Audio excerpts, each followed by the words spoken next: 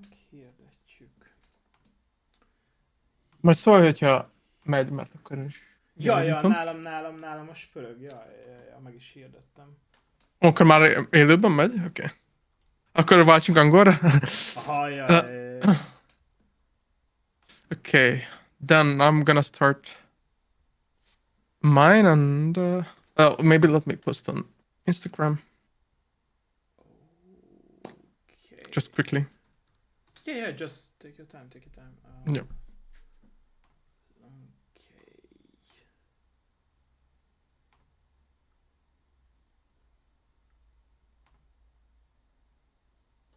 Okay, let me check if everything is working on my end. Check if everything is working. 1, 2, 3, 1, 2, 3, 1, 2, 3, 1, 2, 3. Okay. Let me open your Twitch too quickly.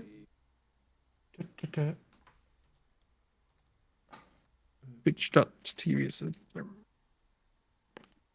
Oh, of course. Wait, I can tag you as well. Let me do that.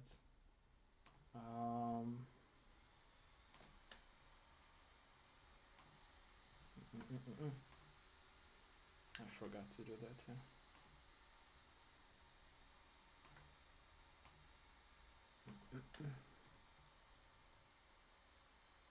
I tagged you in my title as well, so people. Yeah, I did so too. Thank you. Okay. Just 1 minute and I'm ready. It's okay. Just have to post the story because my Instagram is like usually bringing in some people. You know, it's good to cross post. Yeah. For that. Okay. Okay. Ladies and gentlemen, let me know if the sound and the video quality is good enough on both of our ends. Also, make sure to check out my friend here, Bence, on his Twitch channel as well. You can find the link in the description, in the title, and on my Discord as well. So yeah, please let us know if everything is working fine, the audio and the video quality is good enough. And also, don't worry, there will be a Hungarian version of this interview as well. We talked about it, so yeah, but let us know on my end if everything is working fine, so we can actually start. Let us know. Hölgyek, urak, nyugodtan tudassátok velünk, hogyha jó a videó és audio minőség is, és akkor bele is kezdhetünk a sűrűjébe az interjúnak. Yeah. It's good? Just 1 second and most of done.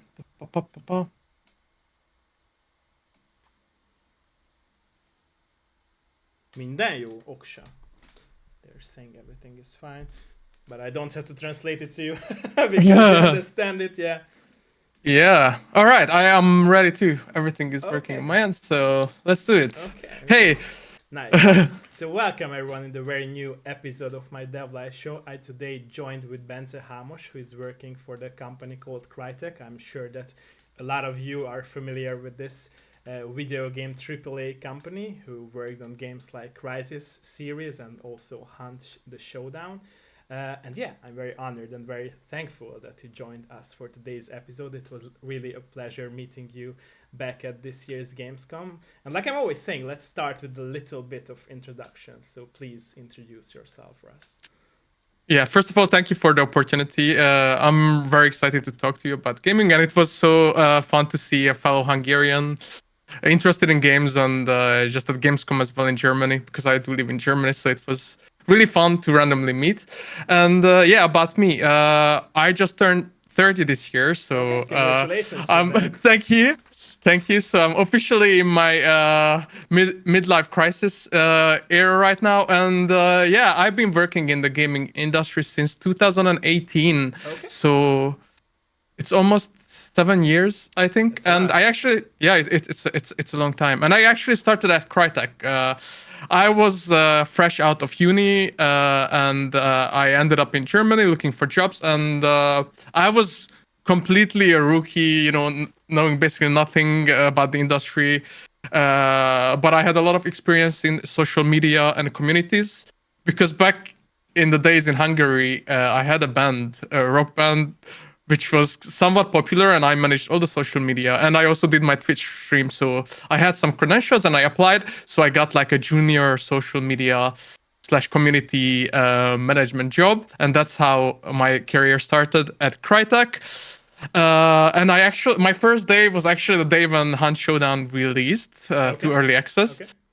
So that was really funny. I was dropped right into the middle of a game release, which was interesting. And yeah, over the years, of course, 7 years is a long time. Uh, I'm now a senior, so I went through many steps. I learned a lot, worked with many teams. I'm still working in the social media management, but of course, as a senior now, I'm more of like overlooking things I see. and I see. helping, yeah, and helping the CMs and some colleagues under me and working with me to make sure all the campaigns are working fine. And of course, we are working very, very closely with the game devs, and it's all a collaborative effort. So I guess that's my game dev story and how I got here. Now living in Germany and working from here as a Hungarian. I see. I see. Yeah. So my very first question would be like always at my dev live shows, what was your very first contact with video games as a player, if you remember those times of your past? Oh, I do remember. Okay, my very, very, very first is like just like a snippet of memory. I was super young in Australia. I think I must have been like 6 years old. Okay. And yeah, and we had some relatives there or something like that. And then they had the new Mario game. I don't know if it was Nintendo 64 or some like very, very retro console, and I tried it. And of course, I don't remember much, but I remember playing Mario, and it was like Nice, super nice, cool. nice. So that's the, yeah, it was super fun, and that was my very first memory. And after that, my brother was of course a gamer, so I watched him play older games like Crisis, which I actually remember him playing Crisis, which is super ironic. But also like other games like Diablo 1, Diablo 2, like RPGs, and all sorts of games. So I Nice. usually just watch him play, and that's how it began. And then, of course, I got into Pokemon with my little Game Boy and with the old Nintendo consoles, PlayStation 1. And yeah, I was basically a gaming addict all my life, to be honest. You know, I got into games like World of Warcraft, yeah, which is probably my favorite game of all time if I had to name one game.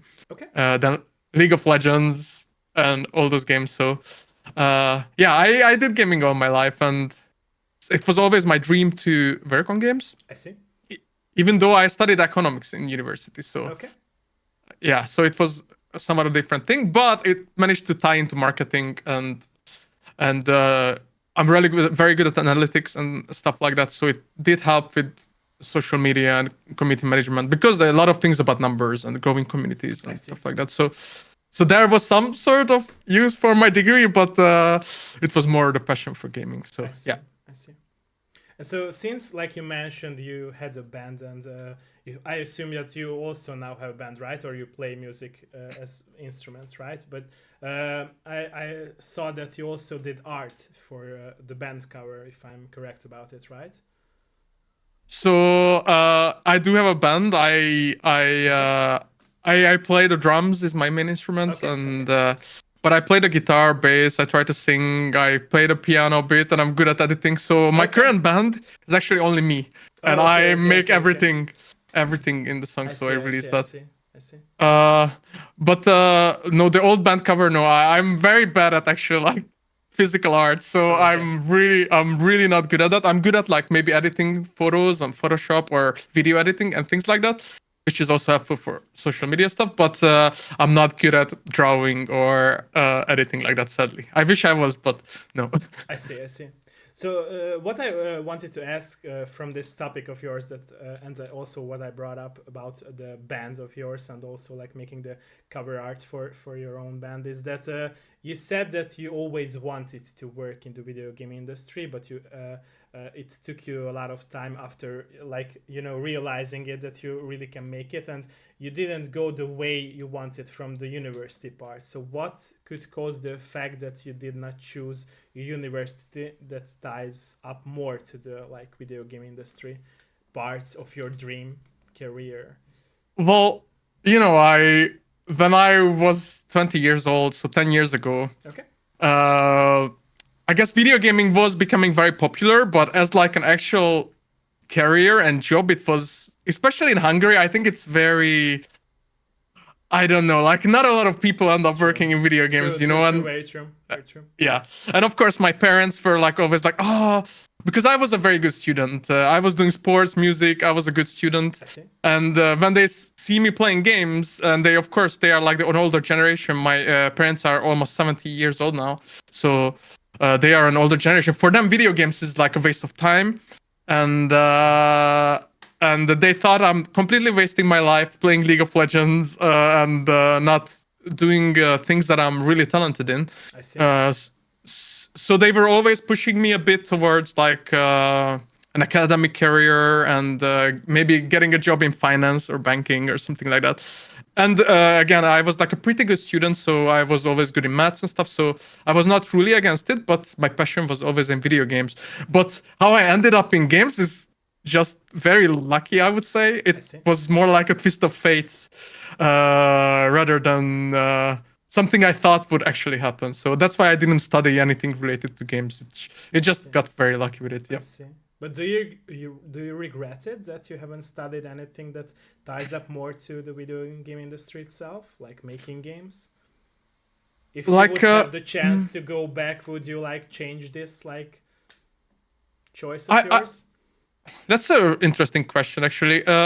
I really enjoy working in community Okay. management and with players and with influencers and Okay. making videos and streaming. So I think that is very, very much up my alley. I think I'm a pretty good with people, and I love talking and stuff like that. So if I had to choose, maybe I would do a degree more to do with marketing I and see. communications I see. rather than economics and I see. analytics. But yeah, but I would still love to do the same job. I think I'm better at this than I would be as a game designer or as I a see. coder or something like that, you know. I see. I Yeah. see. Okay. So you mentioned how parents took your choice about or dreams about making video games, but how they felt about that when you really stepped into the world of video games. Were they supportive? And also, the question of mine goes to your friends as well. How do you feel? Were they supportive about your decision that now you're really making uh, something that is tied to the video game industry and you are now following your dreams? Yeah, to be fair, like yeah, as I said, my parents didn't really like video games, but they were always supportive. I So see. I love my parents. They are very good parents, and they just thought, like video games is like they didn't know much about it. So for I them, see. it was like something that doesn't make sense. But when I actually got a job and I have a decent salary and I'm making, I'm living alone in my own flat, making my dreams basically come true. They are extremely supportive, and I I see. think very proud of me for doing it all alone. So of course now they are not against games. Now they are like really curious. They are asking questions like, "How is it doing? Oh, it's a new release. Wow, that's so cool." They are reposting everything on Facebook.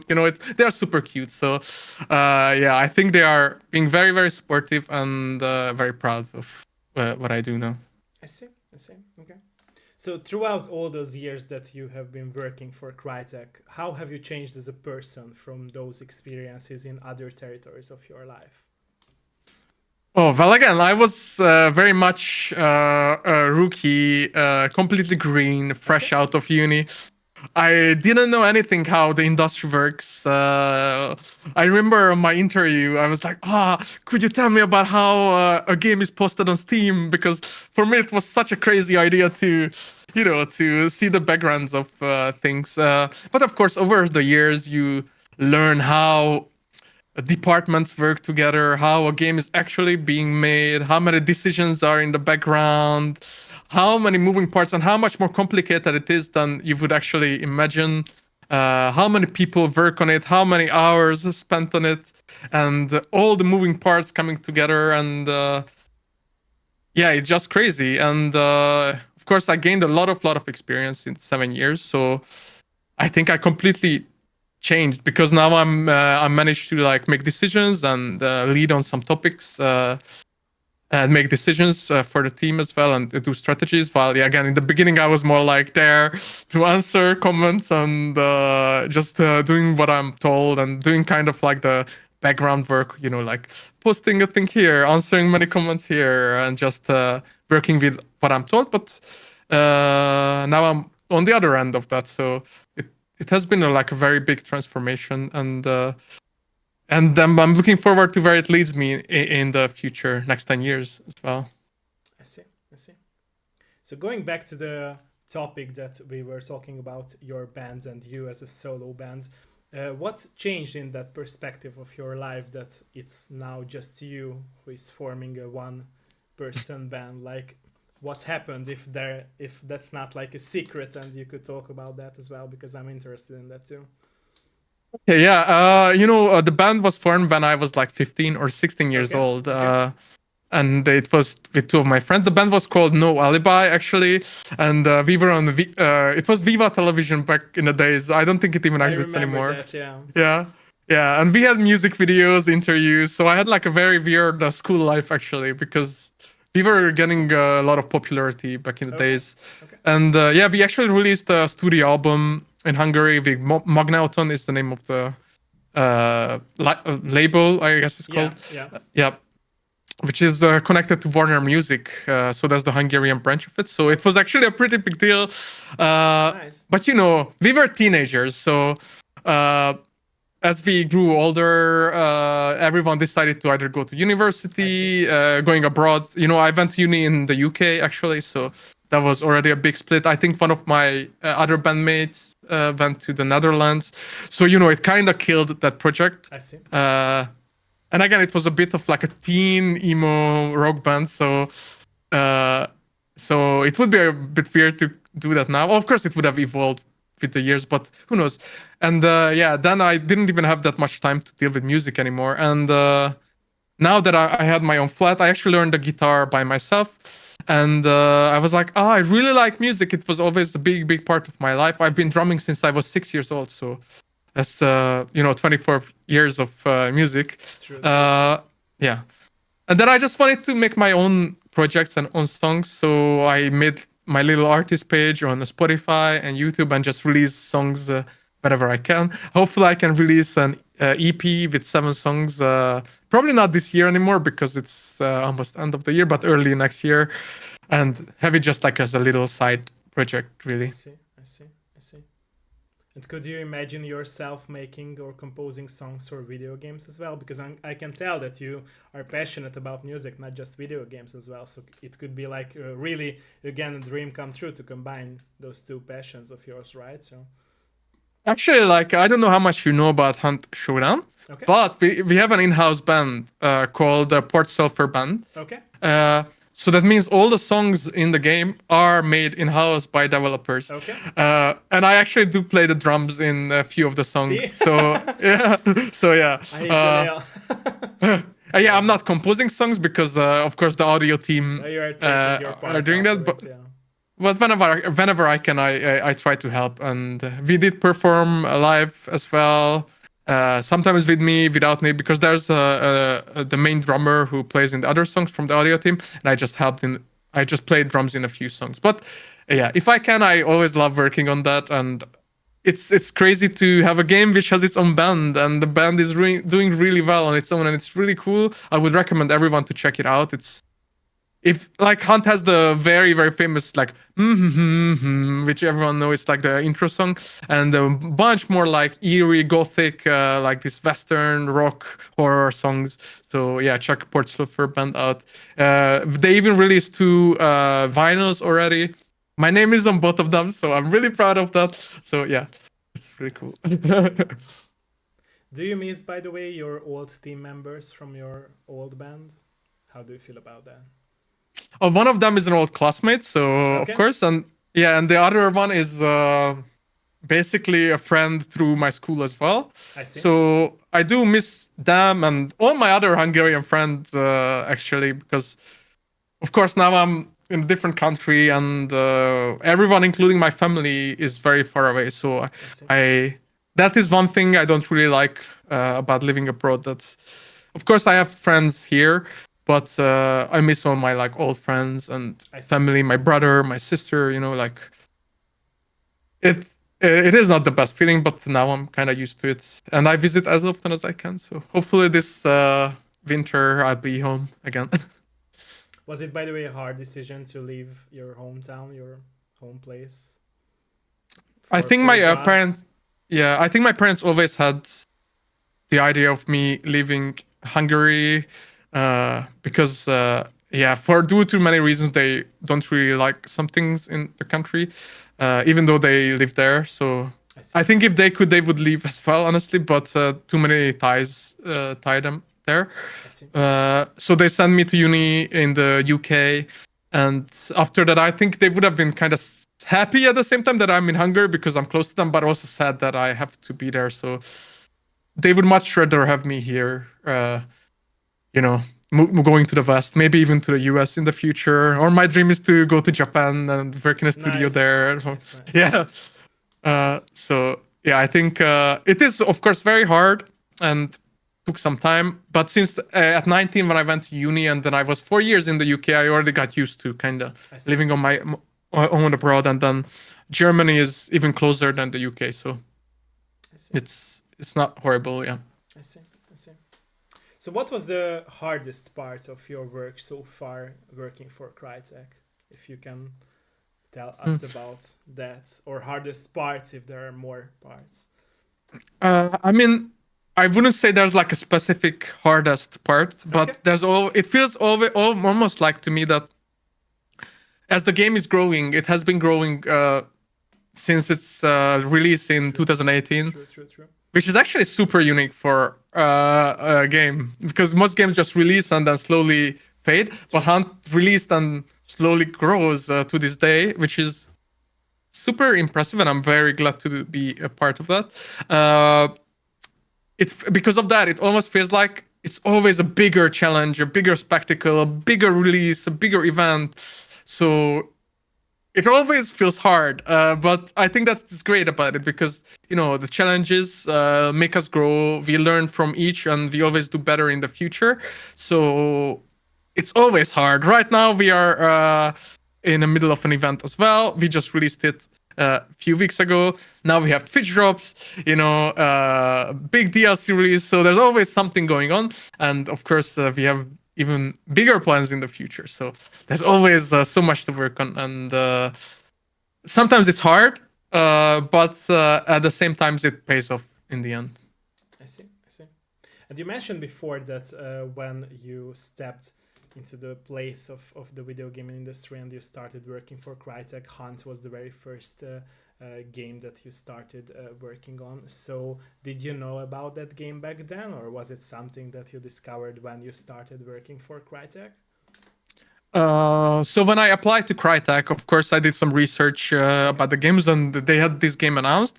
So I looked into a bit, but there was not even a testing phase, right? Just like some videos on I see. YouTube I at see. E3. So of course I looked at that, and it looked very interesting to me. And then I did my interview, and during my interview, the first stage went really well, so I got invited to the I second see. one, I see. and in the second one I got a key, like an alpha key to the game, an alpha access. So then I tried it out on my own. So I guess like I was one of the few people that could access the alpha, and yeah, I really enjoyed it already. It was very scary for me back then.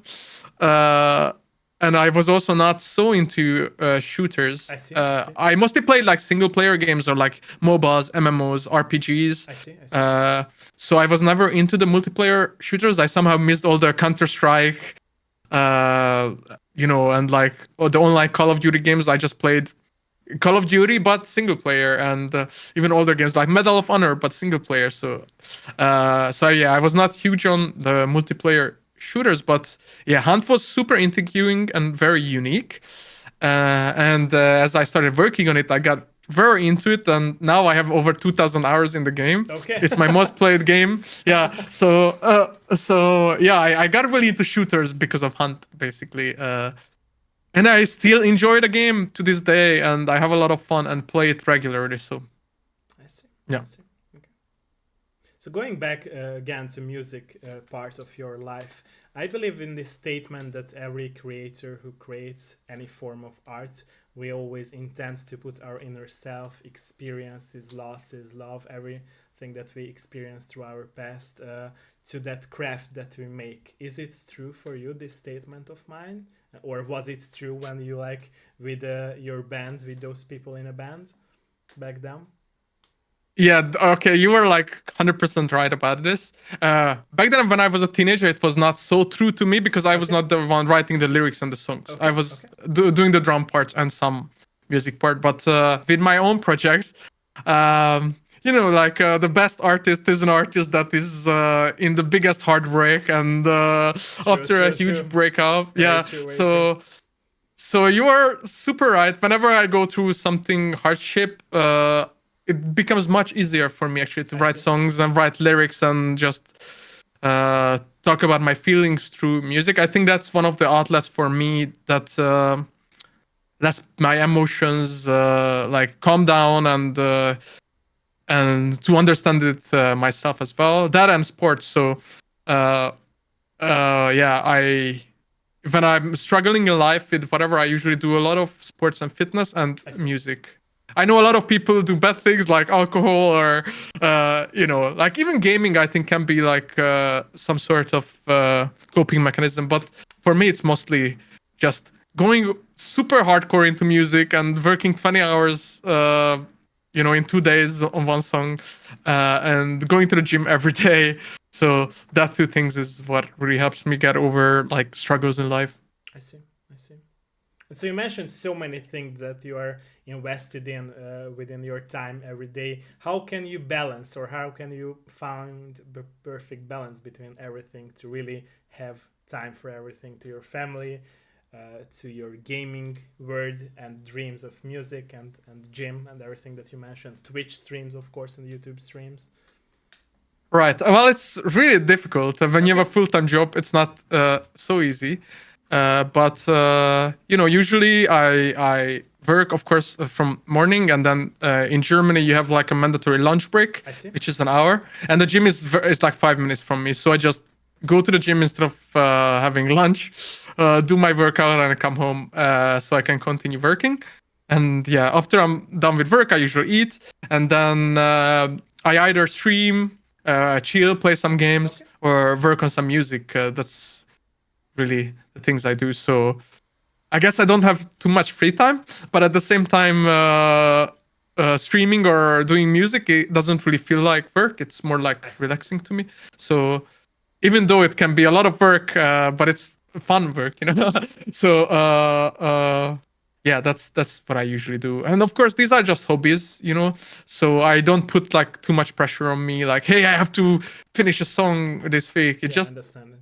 however it works. And if I don't want to stream, for example, I didn't stream from last December until like March or May because I was super busy I with see. other things. I see.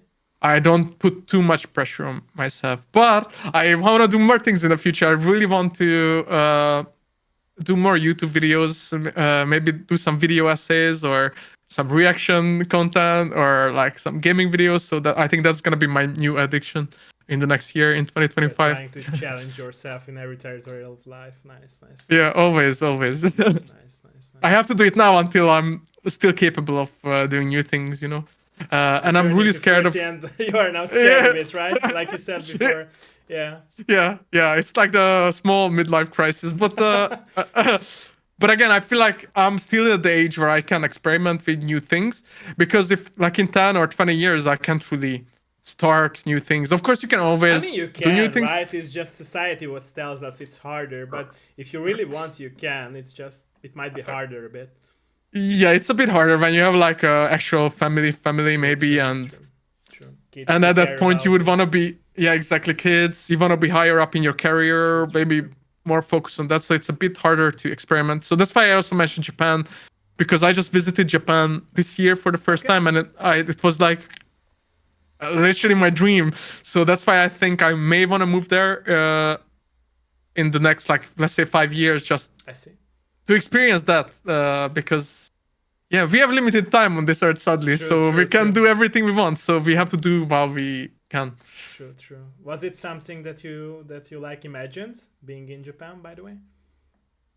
I never thought I would want to live there, but Okay. I always wanted to visit. Okay. And it was actually like a family gift to me for my 30th birthdays I that see. they knew that I would really want to go to Japan. So it I was like, see. okay, the family is going to go to Japan.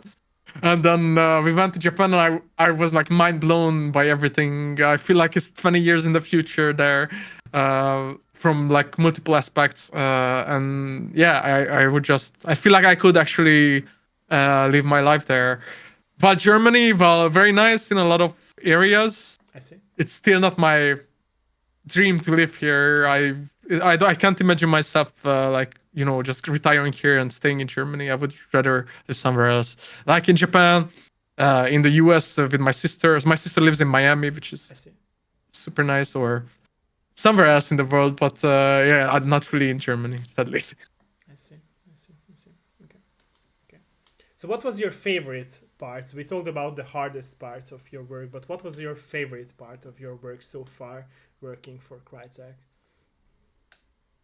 So as I said, I'm very close to the community. Okay. First of all, because I've been there since the beginning, so the community like Day really knows ones. me. Yeah, yeah, they really know me. So they recognize me in like person. They are always kind to me. They send messages. So yeah, my favorite part is the funnest part is to work with them and feel the love that they have for us as people as well, and to recognize the work that you are putting into something. Because again, like 7 years is a big part of my life, True, right? true, true. It's a lot of years, yeah. It, it's a lot of years, yeah. So yeah, it just feels good to be recognized that way, and to get so much love and so much support from people all around the world. And I'm really proud of the community, and of course my all the colleagues that work in the community. I really love working with them. My team is super amazing. I couldn't imagine a better team. So I think that's like the most rewarding part. Of course, sometimes it can be also hard when something is going wrong, and then we are of course like you know, the messengers. So they often say don't shoot the messenger, but they sometimes shoot the messengers. It's So an FPS game, right? So sometimes they have to shoot, right? Yeah, yeah, yeah. sadly, yes. But I think even through my band in my teenage years, I already learned really not to take anything personally. So luckily I'm very very immune to like criticism or like I see. threats even, or like super Did it happen? negative. Did it happen, by the way? That somebody oh uh, threatened you? oh yeah, there's even a police case when someone was sending like proper death threats with my address, and like with Photoshop pictures of me tied up as a hostage and with guns to my What the head and hell? stuff. Yeah, yeah, so They there's an wanted you actual to police. feature in the next Payday game. For real. So it happens, you know, but that was the only time when I got a bit scared, because they literally posted my address and where I live, and hey, I'll come to your house, kind of thing. So that was a bit scary. But other Was than it that, because they didn't love something about Hunt? yeah, basically, like, Come on, man. Why? yeah, Just why? Why people do that? I never understood this. Was it hard, by the way, to deal these situations? How do you feel about that? well, you know, I just reported it to the company basically, and they were very helpful. They were like, okay, at first I just told them that hey, this is a situation, and I'm kind of concerned about, because usually again I don't really care, I see. and they were like super supportive, and they said okay, this is very serious, and they helped me to go to the police and helped me create a case for me just to protect me. Uh, so then it was not so bad. I felt like safer. But also it turned out that this person is from Australia, so that also made me feel a bit better, because like okay, like are you actually gonna come here and do something like you know, I think like in many cases these are just frustrated people, and they just say Yeah, but things, you they don't never really know, mean it. right? So there can be those cases where, yeah. There can be a So, crazy person that actually goes through yeah, with it. exactly. And that's the Yeah, but sad part of it, right? So, yeah. Yeah. yeah. Yeah. But luckily, nothing happened so far, and it's been a year or so. So I think I'm okay. But you never know. Yeah. Prepare your guns. No, I was just joking, of course. Yeah, We are yeah. in Germany, so suddenly I have two very loyal cats that will protect me. They will defend you. Yeah, Yes, yeah. they will. Exactly. Yeah. Can you see a change, by the way, in the future for in the industry, as from the player's perspective, that this hate and cancel culture will like fade away for the future, for our future? How do you feel about it? Because of course you are there, and you are always like realizing how people act more than we players, right? So you see all the players negativity, if there is any negativity, but I assume that there are some negative people about the No, of community. course, there's always negative people, and I don't see it ending. At least not in the near future. I Okay, feel like actually, if you live in an age when a community can completely, not even just a community, even just some few influencers or big social media faces or YouTubers can literally kill the game. Like look at like finally Concord, someone for said it who is example. not me. Thank you for that. Finally, yeah, yeah, exactly. But so I think actually like right now the communities have even more influence than ever True, true, before. true, very Uh, true. I feel like a lot of games are actually failing because True, of some decisions that players don't true, agree true, with.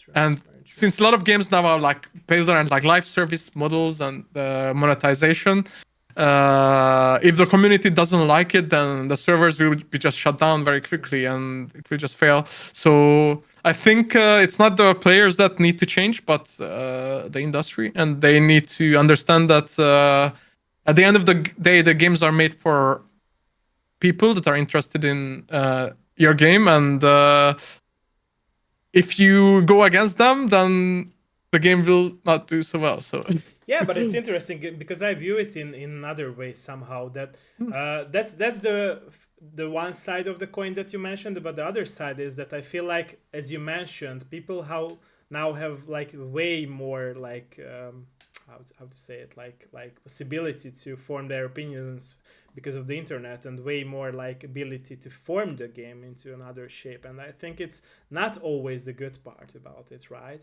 Because it's like always when, for example, especially a multiplayer game, if a bigger like streamer or YouTuber cries all over the internet that, I don't know, you would need to nerf this gun, but he might or she might not probably understanding the game correctly, then the sheep minded people will follow that person because they are their community and they are not down to like form their own opinions, which is bad in my opinion. And I don't want to be harsh about it, that I have seen a lot of like multiplayer games failing because they decided to go on the road where they follow all the opinions of the people. And I had this topic of conversation in my other dev life shows, in the past dev life shows or episodes of mine, where like a lot of devs told me that it's really, if you make a game for everyone, it probably fade away its magic and kill its magic, and it will be a game for no one. I always bring up this example of Fortnite. It really ended up being for everyone because it has like it really understood the players, like you said, and it can work out, but not for all the games, in my opinion, because not all games Fortnite. And I see it yeah, in another way because I feel like Fortnite did it, Epic Games did it, and a lot of companies, especially AAA companies, want to follow this path of Epic Games, which is not successful choice for them because, like, I don't know, it's not working out, right? It's a smaller box for a lot of AAA companies. Like, you can't put so many ideas into one box if it's not Fortnite, right? You would have to create a new world or a new gameplay system that is unique, like Fortnite was. no, like I completely agree with you. I didn't mean to say that everything should be what Yeah, I understand. You know, it influencers. was just an addition to your thoughts. Yeah, yeah, Yeah, but yeah. just to add to what you said, I think it has to be a mix of both words. True, Like, true, true, of true, course, a game needs a strong identity true, and it needs its own direction, and it has to be true. very strong and it has to adhere to that. And just because someone says something, even if it's like a huge YouTuber and complains about one thing, first of all, a studio or dev team always has data. You have telemetry, you have logs, you can see a lot of statistics that, of course, the public cannot see. So, first of all, you can see it. Okay, what they're saying is right. Is it not right? And it's usually pretty simple to tell. And again, I think it's very, very important, as you also said, to keep your art direction, to keep your game world intact. Of course, you can open up new avenues to target new audiences to get more players in, because at the end of the day, you always want more players. True. It's always a business, like you want your game to grow, you want it to make profit. Even though that's like, of course, the sad truth, but every game needs to have profit, or it will just not work out. But yeah, it needs a very strong identity that it has to keep. But I think a game should always grow with the community, especially if it's a single player game with a story, then it doesn't matter. But let's say that in the case of Hunt, Hunt was released into early access in 2018. And it was a TPS game back then, right? So the original idea. Oh, that was even earlier. That was by the US studio in Austin, but that studio was closed down, and then the game was moved to Frankfurt, and it was turned into an FPS. But but when it released to early access, it was very, very, very, very strongly influenced by the community. We had the community feedback platform, we had feedback sessions on Discord, etc., and we collected a lot of feedback, evaluated that with the dev team. That okay, this could work. We could change it a bit like this, but it makes sense that it would help the game. And a lot of ideas and a lot of suggestions were manifested in the game in some way or form, and I think it made the game better. Like Hunt used to be a game for only teams of 2, for example. It had huge issues with camping. I don't know how much you know about the game, but very quickly, how it works is that you go into the game, you find some clues. The clues lead you to a boss. You kill the boss, extract, banish the boss. It's like a demon, right? And then you collect the bounty, and with the bounty, you have to leave the map. You have to extract with it. So it's like an extraction shooter. One of the first ones, actually.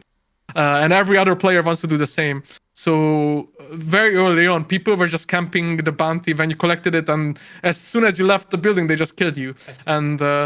And then, of course, we had a lot of feedback on it from the community, and that's when we added a feature where whoever collects the bounty has a few seconds to look through the walls and see all nearby players, for example. Okay. Yeah. So the game was growing with the community's suggestions, and it was always taken into very, very serious consideration, while also keeping the vision of the game intact. So I think it has to be, and maybe that's why the game has been growing, because it has been a good fusion of its own identity. Like you said before, yeah.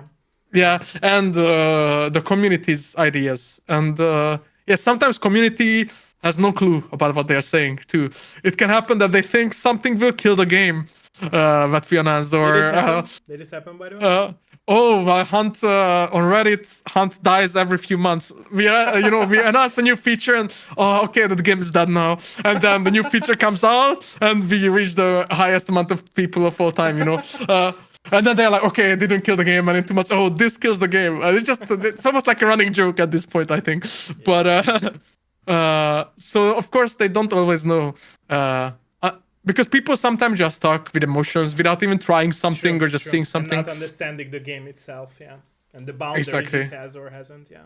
Exactly. But it can also happen that we release something and then we see that people don't like it for some reason or don't like aspect of it. And then we again see the data, see all the feedback, and then we try to change it in a way that it works better. And I think we are hitting like a really good balance with Hunt on listening to the community and also having our own vision of the game. I see. So from this topic that we just discussed now, I have 2 more questions that I would like to ask you. So the first one, we talked about the TPS version of Hunt. Do you think like that version of the game ever will happen? Well, of course, I am really not allowed to talk about anything future, so. Okay. So I really wouldn't be able to say, but that was just a version of like that one that it was Horrors of the Gilded Age, Hunt Horrors of the Gilded Age. Yeah, it was like a team-based something similar to Left 4 Dead, if people are familiar with it. Like a survival game or co-op survival. Yeah. But yeah, so that was completely transformed into Hunt. So there was no leftovers of that project. But like Hunt is now its own IP. Currently, it was actually just kind of re-released because right now it's called Hunt Showdown 1896. Yeah. In August, it went up a year in the timeline, and it had a new engine integration, a new map, completely overhaul of graphics and UI and many other things. So it's almost like a new game. And again, it's like a whole franchise now. So, who knows what's going to happen in the future, what's not going to happen in the future, but there's always possibilities, because I think the Hunt world is super amazing and very, very strong.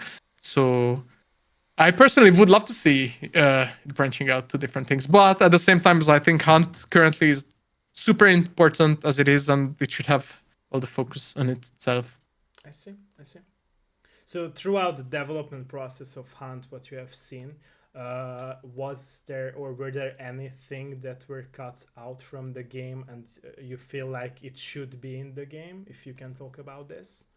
I'm not sure if Well, you're allowed to talk about it, but of course, if you're allowed to talk about it, I would be interested in. Well, of course, I cannot say specifics, but I can Okay. say that, of course, internally we sometimes have a lot of ideas, a big backlog, and it happened many times that we I see. tested something internally, and then it was like, okay, this doesn't really work. I see. So you always like prototype things and have it tested internally, and either just drop the idea or modify the idea if it doesn't work, turn it into something else. Sometimes you test like something.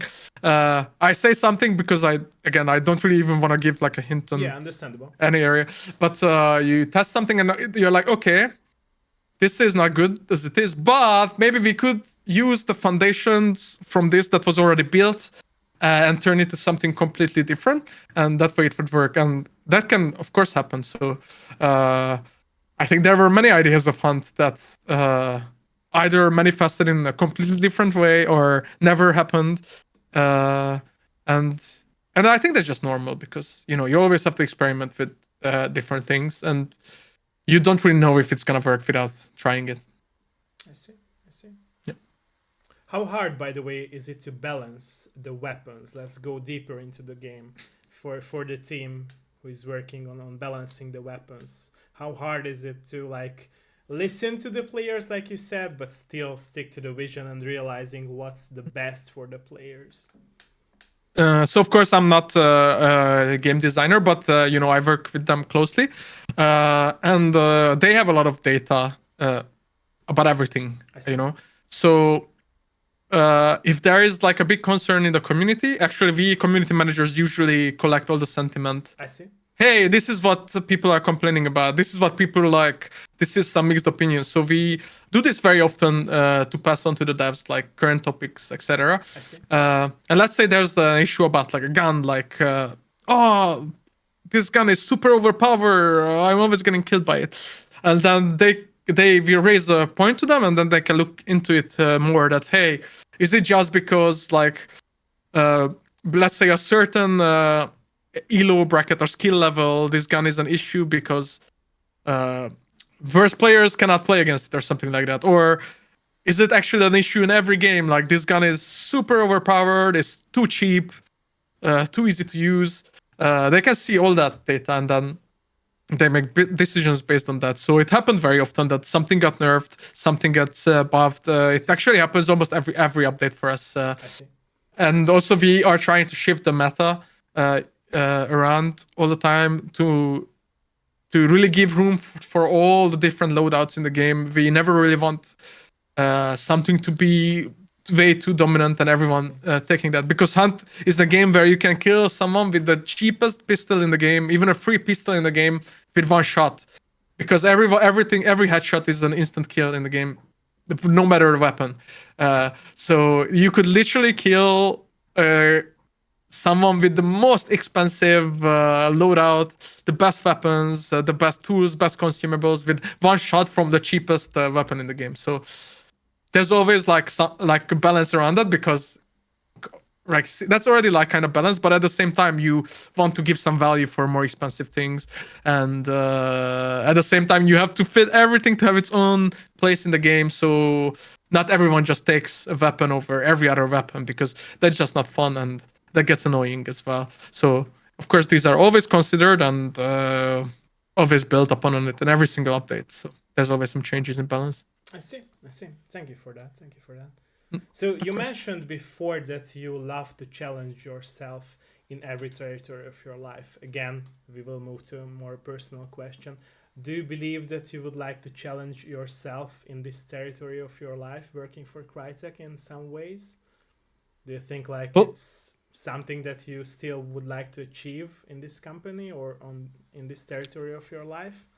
Because yeah, like you you know, said, you would like to work maybe for other companies as well, but is it something that you would like to still achieve in working for Crytek? yeah. Again, I'm still very, very dedicated to Crytek. So, Okay.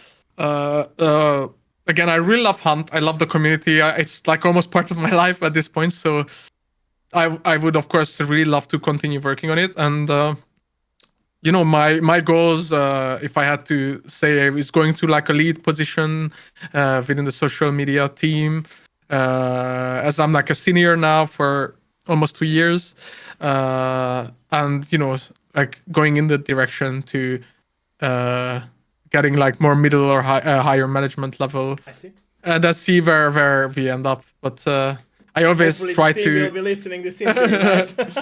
And they will hire yeah, you after the interview. like when I turned senior, of course it was very new to me to like try to lead to other people and manage other people, because until now I only manage myself. But I think over the 2 years I learned a lot about that as well. I see. And as always, like you always get better at the certain things, and then you are aiming higher and higher. And I think this is normal, and everyone should always strive to True. True. do their best and get as far as they can. True. True. Uh, and yeah, if like I would again really love to stay at Crytek at Hunt, but I guess one point if I would consider really leaving would be if I feel like I'm plateaued and I'm not growing anymore and I don't have any like aspirations in the company, because then I would feel like that I'm stuck. True. True. And for True. me, it's very important to have motivation and I see. ambitions and grow myself. So, uh, but again, this is not currently a problem, and I feel like this is going really well for me. From again like a complete junior rookie to a senior, I think that's already pretty nice, and I hope I can continue this nice career path. I see. Okay. Do you think, by the way, that as a person you found yourself in this position of your life now that you are in? Do you mean did I think that I would ever or? No, no, now. Do you think like you found yourself now that you are Oh, in this position of your life? yeah, yeah. Okay. Again, this is something I never expected. I see. To be honest, when I finished university, I didn't really have an idea what's gonna happen to me. I Like, oh, see. am I gonna work? What is, like you never know. Like, True, it's true, true. so weird having a first real job, and seeing how it works. But now I learned so much, and I feel so confident, and I think I mean, I hate patting myself on the shoulder, but I think I'm doing like a good job, and I try to support the teams. I try to support the game as much as I can, and I hope I'm doing my best, and I hope uh, I actually add to Han Shodan and the team as well. And I'm very content and happy working here and doing what I do. So yeah, I definitely found myself in a way. I see. I see. So going back to that very like early idea and dream of yours that you would like to work on your own games and in the video game industry, can you imagine or see yourself for the future as a person who works on his own games with a team or even solo? Because Oh I man, believe that that's you're a creative person, right? Who was very early realizing what a creative process of making, for example, music in a band means. So I believe that you are tied up with this energy of being creative, and I can tell you that you are passionate about games. So can you imagine yourself for the future to make your own games? that would be super super cool, Okay. and I would love to do that 100%. But it is just so difficult. Again, like of course I have a lot of creative ideas Okay.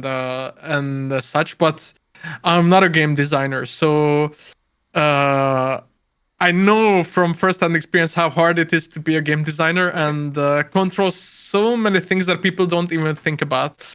So if I ended up working on my own game.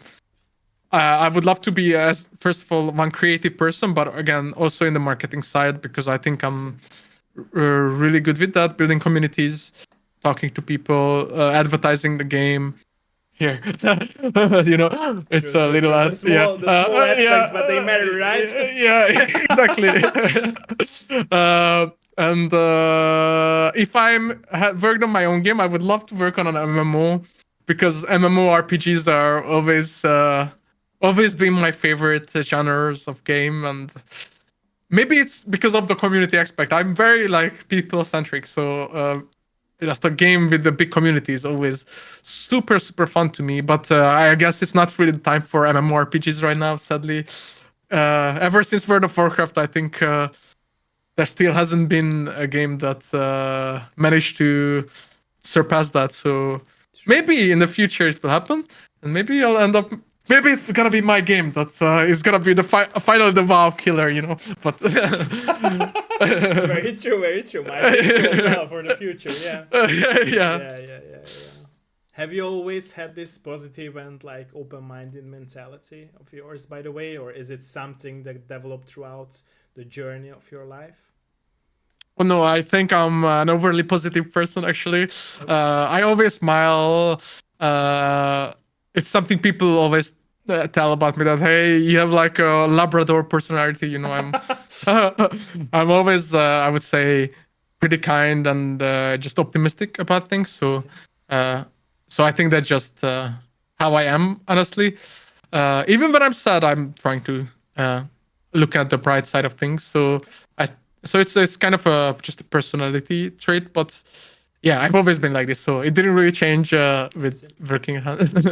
But it's rare in Hungary, right? So we are both Hungarians, and we know that it's rare in Hungary. I don't want to be harsh Yeah. about it, and I don't want to judge our own people, but it's rare, right? So, was it hard, Yeah, I by the get. way, to maintain this mentality of yours when you were in Hungary? How do you feel about that? Uh, well, yeah. You're first of all, you're right. If you walk down the streets of Hungary, you see not so many smiling faces, sadly. True. But this is also Sadly. true. Yeah, but this is also true for Germany, actually. Really? Yeah. Okay. I mean, people are, because in Hungary, I feel like people are a bit depressed, or True, like true. have like, or life is just the quality of life is just not so good. So I feel True, like people true. have a lot of personal issues True, very true, very true. there, and like some social issues. True. While in Germany, of course, like the quality of life is higher. Um, but people are a bit too strict here. They are more like very rule focused, and yeah, there's this stereotype that German people have no sense of humor, and I think it's based in reality a bit, sadly. So, of course, there's a lot of funny German people, but just overall, if you walk down the street, people are a bit more strict and won't like smile at you and come talk to you. So that is kind of sad.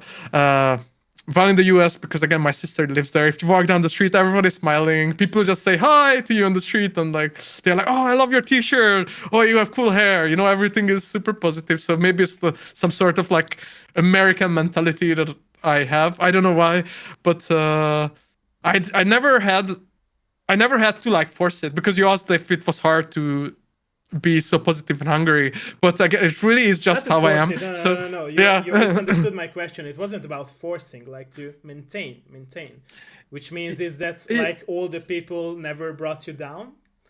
Like, was Well, it hard like to maintain it, to not burn out from all the people who are not like you? honestly, not so much, Okay, because it's just so much how I am as a person that even if people are really negative, first of all, as I told you, like somehow I built an immunity to I negativity see, I see, early on, I see. so it never really brings my mood down that much, and I just try to be positive about things, even though I'm like uh, a very positive and bright person. I'm also pretty realistic, I would say. So I see, I'm not like a dreamy or too emotional person. I At see. least in decisions in life, I think I'm very grounded. But I always try to make other people happy and cheery, and just hope for the best in everything. And yeah, because like if I live a life, might as well just try to be as happy as I can and make others as happy as they can be around me, or what's the point, you know? I see. Yeah. I see. Was it hard, by the way, when sometimes, like you mentioned, you had these ups and downs in your life to work for Crytek? Like, I can imagine that it can be stressing to work for such a big company, but was it hard, for example, when you had those very hard times in your other territories of your life, like you mentioned that you started to write songs about? Oh, yeah. I actually just went through a breakup like this week, so it's pretty Sorry fresh. to And hear I see I'm smiling. You cannot even tell. Sorry to hear that. Sorry to hear that. But oh yeah, thank you. Of course, I feel sad about personal things. And I deal with them in my own ways, like yeah, doing more music and maybe even meditation and like sports. It really lets me go off the steam, but I don't really let it affect my work or my other parts of life. I always try to separate. First of all, like my professional things from personal things. I see. Uh, yeah, I feel like some private things should always be private, even though I'm a very public person, but my private life has always been private, and I don't uh, talk about many things like I openly appreciate your because honesty, yeah, by the way. yeah, Speaking of this, I appreciate your honesty. yeah, of course. Uh, so yeah, I always try to separate it, and of course sometimes it's hard, like you are going through a very sad period I and see. you have to wake up and work and smile on the camera or talk to people, but you know, in the moment, like right now, like, you know, I was sad all day, of course, and the last few days, but right now I'm focusing on this and I'm happy, and you know, I'm motivated to talk to you, and yeah, so you know, it even helps, I would say, to talk to others and be open and just, you know, just True. I'm not faking my personality or anything, so just letting my No, I understand you, and I you know totally get yeah, it, and I can yeah, relate to you. And I think that's the power of being like more open-minded to other people and to have empathy for the people, because it's not just like you help others, but they will help you in some way, just that you can talk to them right when you are down. So it really helps, in my opinion, as well. Yeah. So I can totally relate to that. I can totally relate to that. Yeah. yeah. Yeah. But I guess like in your question, you also asked like some scary or hard things in general, because of course because you said it's like a big game and a big company, and I was just a small guy from No, no, Hungary, no, you know. no, no, no, no, no. You But misunderstood my no, no, no, question. no, Like no, no, it's I like it. didn't. In my opinion, it's way stressing to work for such a big Mm, company. Like you would be yeah, yeah. like an indie person and work for like, I don't know, 4 members of a team, right? So it's like it could be way stressing. At least in my opinion. Of course, I don't have the Mm. experience to work in such a big company, but that you do, Yeah, and that's sorry, why I sorry. asked you. I didn't mean it like you offended me or anything. Yeah, yeah, yeah. I just wanted to answer that part too. So they did have some stressful periods. I used to do the developer streams, for example, Okay. and sometimes it was 5, 6,000 people watching live. Now, then you have to hit that going live button and talking to the camera. That was very stressful in the beginning, you know, because that's a lot of people. That's like a stadium of people, you know, True, like true, true, true. so that was stressful and something I would have never imagined. Again, as like a small little Hungarian speaking English in front of so many people and representing something much bigger than myself is crazy, and it was stressful. But you know, like putting yourself in very stressful situation, which is very uncomfortable, you really helps you grow as a person, and True, true, it true. really helps challenging yourself and True, pushing true, yourself true, through true, hardship. true. Yeah, you know, I'm actually like, believe it or not, in real life I'm a really introvert person, but at the same time I really like being on stage or like Really? on camera and talk to community. So they Okay. say I'm like a mixture between an extrovert and an introvert. Yeah, like in real life, I would have trouble picking up a phone call. I'm not even joking. It's like, I'm so scared. I would have trouble going to a cashier to buy a movie ticket because I'm so socially awkward. But when it's a big stream or something, it's like a completely different thing for me. So it's very weird, but yeah, I have like a very weird personality with that. It's nothing wrong with that, in my opinion. Like, your Yeah. focus going elsewhere, right? Not on the society needs, but on those things that you like. And I think that there is nothing wrong with that, in my opinion. That's really the passion Yeah. in you and the kid in you, in my opinion. Yeah. Yeah, you're probably right. Yeah. Yeah, and I believe, like I'm always saying this, not just in my Dev Life show episodes, but in every territory of my life, that securing our childhood, inner child, really is important. So yeah, never, Yep. never have your positivity fade away. Please, never do that. Okay. Thank you. I'll try. Yeah. So before I ask some more questions, if there is any question from your community or mine, feel free to ask any questions. Let me know if there is any question Right. from your side, Yeah, and if I I will also let you know. okay, if I see some, we can just keep it to the end if you like. Because I told them kind of that it's gonna be live, so I won't be really answering, and Okay. I think they are just watching. So Oh, okay. yeah. Okay, so before I ask some more questions, ladies and gentlemen, is there anything that you would like to ask? Hölgyek, urak, bármilyen kérdés, amit szeretnétek kérdezni? Any more question that I might not ask and you would like to ask? Let us know. Whatever, I must say that you're really good at interviewing people. Thank Because you. you go with the flow and build you. your questions on like previous topics. I never loved like those interviews where like people just asking questions, answers, and it's really the person who cares about my guests, because that's what I always wanted to achieve with my Dev Life show, is that I really care about video games.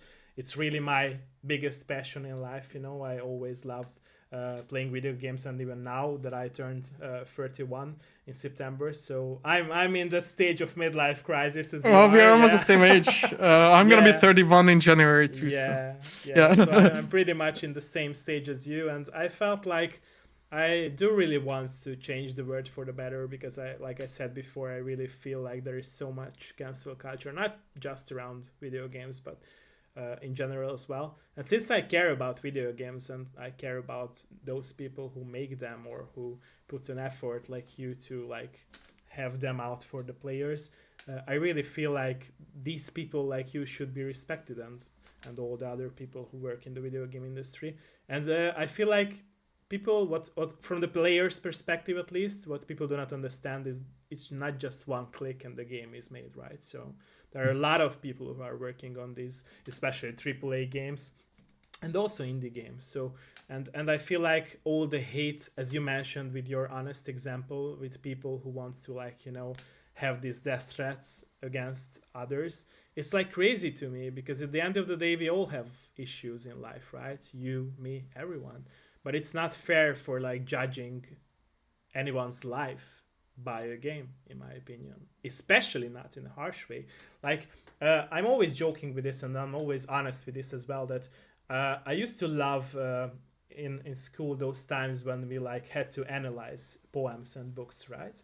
And I feel like that would be the perfect way, ideal way of like analyzing video games in general, not like be this harsh person that, I don't know, your game sucks, man, shut it down, turn down the servers. It's stupid in my opinion, right? So people do not understand that at the end of the day, most developers, yeah, of course they want to make money, but at the same time, it's not their main goal.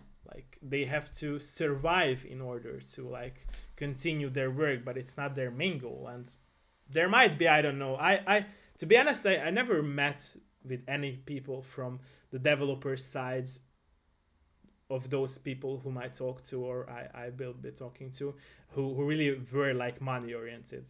And that's what I want to show to people, to the players, is that like most in the cases people do not go for the money first, but of course it's a dream, right? So we have to live, right? We have to pay the bills, but it's not, again, not just about that. It's really about our vision to put it out there, and most of the games are mostly made from those visions of having a loss in our life, or a breakup like you said, or I don't know, a problem in our life. And these are interesting topics to talk about, and people, I think that especially what you mentioned at the very early stage of our interview, it really matters, and I can go back to that, is that especially in Hungary we do not have that high culture of understanding video games. It's really about like what's popular, that is streamed, that is played, and that is viewed for the people. And I think it's a huge problem because we have internet now, right? So people could like really just type Google games, indie games, AAA games, and have all the information sucked into their head, right? Into their knowledge. But they do not do that. They just listen to their, favorite gurus, and it's a problem in my opinion, because I always say this, that if I like the game, I always tell people to try it out for themselves if they will like it or not. Then they will have this possibility to deal with that if they buy it or not. But I'm pretty against that kind of personality, which a lot of people like do. What you mentioned before is that these biggest streamers, say that, oh, this game sucks, don't buy it. Why? Why are you deciding certainly and suddenly, like, for those people not to buy the game? Who are you to say not to buy that game, right?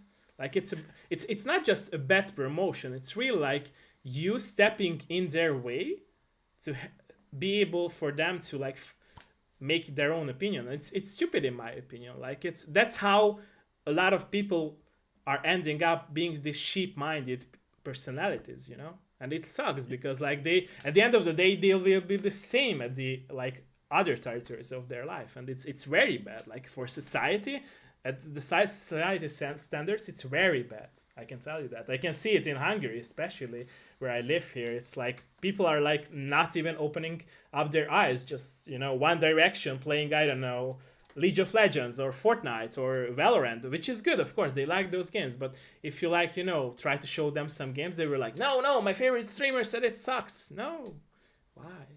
Yeah, so, you touched on so many topics. I'll try to answer each. Sorry, I can ramble for live. Yeah, so first, you talked about developers having passion for their own games and not being money oriented, I think. So I think it is almost always the case with devs and like most people working on the teams. And the smaller the team, the more passionate it is, I think. But even in very big, super, like I'm talking like AAA or quadruple A in Ubisoft, but like they released the first quadruple A game. Anyway, that's another point. But usually the money focus comes from very high up, because in those cases there's investors. There's people that don't even know what the game is about, and at the end of the day they just want to see it's breaking even or making millions of dollars. And it will be always the case for people in the finance side or again the investor side. So and the game do have to hit those numbers to survive and not get shut down, because at the end of the day, it's sadly, when it's like such a big game, those people are the ones at the end of the day that will say that, okay, this is a bad investment and we're shutting it down. But all the dev team usually is very passionate and works their heart out and their soul out and put it into that project. And sometimes decisions purely based on sales by other departments or management is what even derails the game and kills the game in many cases. So I do think that most devs are very passionate about their games, and they don't care about money. They want to make a good game, and it is an art expression, as you said. It is a way to express themselves. And then you went into the other point from that in Hungary, especially, that gaming is still not recognized and it's still not looked at as like literature, as you said. Which is actually super funny, because if I'm not mistaken, gaming is the biggest entertainment industry right now. It actually grosses more than the movie industry. So it is the highest grossing and most popular form of media. Sure. So, and I 100% agree that games should be looked at with like an artistic eye as well, and almost like essays and the forms of media that was not just for entertainment, but maybe like for evoking emotions and thoughts, and sometimes even political messages all this can be in a game, or just super artistic, depends on the game. But there's millions ways to do this, and the games have audio, they have stories, they have visuals, so it kind of merges everything from movies to books, to even music, all in one. So I think maybe that's why it's super popular. And you're very right that it's not being looked at it that way. So if you hold a book, it will be like, okay, this is a book, it's a piece of art that I read, and I'll try to analyze it. But if it's a game, it's just like, oh, it's just a game, you know? True. True. And I feel like I agree with you that this is a mindset that hopefully will change. And luckily, we have a lot of YouTube videos and content now that are video essays and breaking down games like it was a movie, something. But yeah, but you're very right that it's not looked at it this way in like in the world, especially not in countries like Hungary. While in the US, of course, maybe games are a bit more appreciated, a bit more popular by everyone, but in Hungary, it's still not. And then, yeah, the last point was the influencers having too much influence and swaying the opinions of the public. And I think this is actually a very tricky subject because if you follow an influencer, streamer, or whatever, you usually follow them because you appreciate their views and opinions, and maybe you resonate with it, maybe you disagree with it, but you follow them for who they are. And if they have an opinion that this game is shit and you shouldn't buy it, I think they should be allowed to say it. But you, as a viewer, should have your own opinions and decide if you agree or disagree. Yeah, true. I understand your point. Yeah. Yeah. Because like at the end of the day, they are just a person, and if they think a game is bad and you shouldn't play it, they have, I think, every right to say that if they at least tried it, like played through it or whatever. Saying your opinion about what you don't like in a polite way, in my opinion, that's fair. But being harsh and saying that you shouldn't buy it, it's like it's a way other like perspective and method of saying any opinion, right? I always joke with this, and you will probably also understand my joke because we are from the same country, is that like imagine us at school like saying that this Petőfi poem is like, or I don't know, any Hungarian's author like book or poem would be like 1 out of 10 and don't read it. Like it's stupid, right? And why do we do it for games then? Like it for me at least it doesn't make sense, right? And that's what I would like to see as a change in the video game industry in general, not just in video game industry, but for movies as well. Because like we don't score like music as well, right? So we don't pick a music from an album out and say it's, I don't know, it's a 1 out of 10 and it's this music sucks. We don't do that for music, right? So why is that like I said, we consider the highest parts or highest like money making form media like as for games, and we still consider it some form of art, but we still like don't judge it or analyze it like it would be an art form. Why? So it's like a misunderstanding between those two, you know, for me at least. Like it's a nonsense for me. I mean, it's such a weird, interesting, I mean, not the question is weird, but the whole topic and how it is really weird to me. Of course you could not say that Petőfi is shit, or you know, people shouldn't read it, but I don't know, like if you read it and you really didn't like it and could form an opinion it, I think you should be allowed to say that, however weird that is. I don't know.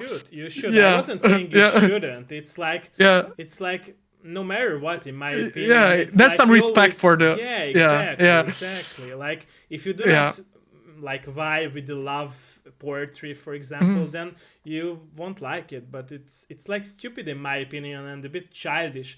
Like I said, I'm very connected with that vision of like having our inner child, but in a positive way, like not in a negative way. And the negative way of it is like being harsh about something, you know.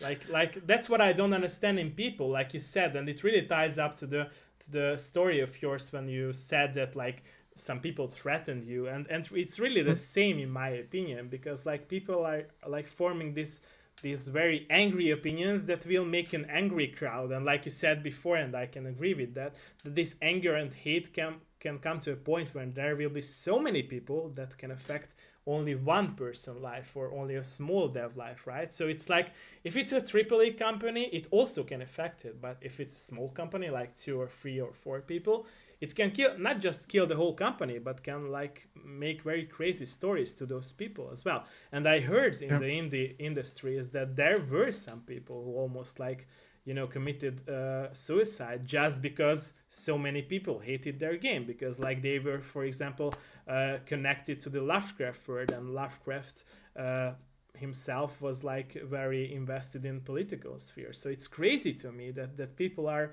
like, they might not even understand that their vision might be connected, for example, for the political sphere, but people will judge it not knowing the person and what they wanted to tell with it, right? So yeah, I mean, it's such a nuanced and tricky subject, I think, because like I think generally if you think of a game, like anyone thinks of a game, it's just like entertainment. And of course, as you said, it has so much more depth. I mean, it depends on the game, right? But there's so much nuance and depth to different games. But yeah, like, but the thing is, like, it can be that a game is, let's say, very good, but it's super broken, it's super buggy, it crashes, and then it's still, you would rate it 1 out of 10, right? Because you can't even play it. While if you hold a book or a movie, it doesn't happen that, oh, I can't watch the movie because it doesn't work. So it's just like such a different form of media that it can have issues outside of the game itself that could cause like very negative opinions. There could be like the game is super good and it has the best story, but you know it's infested with bugs and it's not working. Everyone is disconnecting. You know. Again, yeah, but sorry for interrupting you, but that's again really the topic of like what I mentioned before, is that like the perspective of players and what they are playing the game for. Like I'm always bringing up this example of mine, the example of the game called Golem. It was rated one of the worst video games of all time. Yeah, and I played it through and I loved it for the story. It had like clunky like gameplay mechanics, and the gameplay sometimes was very weird to me as well. But like the story itself, it really connected perfectly with the Lord of the Universe, and it had like a 30-hour story or more. And what I didn't understand that nobody was bringing up this example of the story part and the core story, you know, surrounding elements that this game has. And nobody, like, you know, that's what pisses me off, is that people can easily complain about something, but if something is good in a game, they won't say it. And that's my problem, my main issue, that the media should, like, if they are down to bring down, for example, video game journalists are down to bring down the negative part of a game, they should be doing that similar for the positive way, right? It's not just you want to say that, okay, this game is shit because, okay, but what you liked about that game, right? So that's my point. And I think that's the misunderstanding of the games, and that's what I think is the biggest problem nowadays for a lot of media people who are not understanding games, what they are for.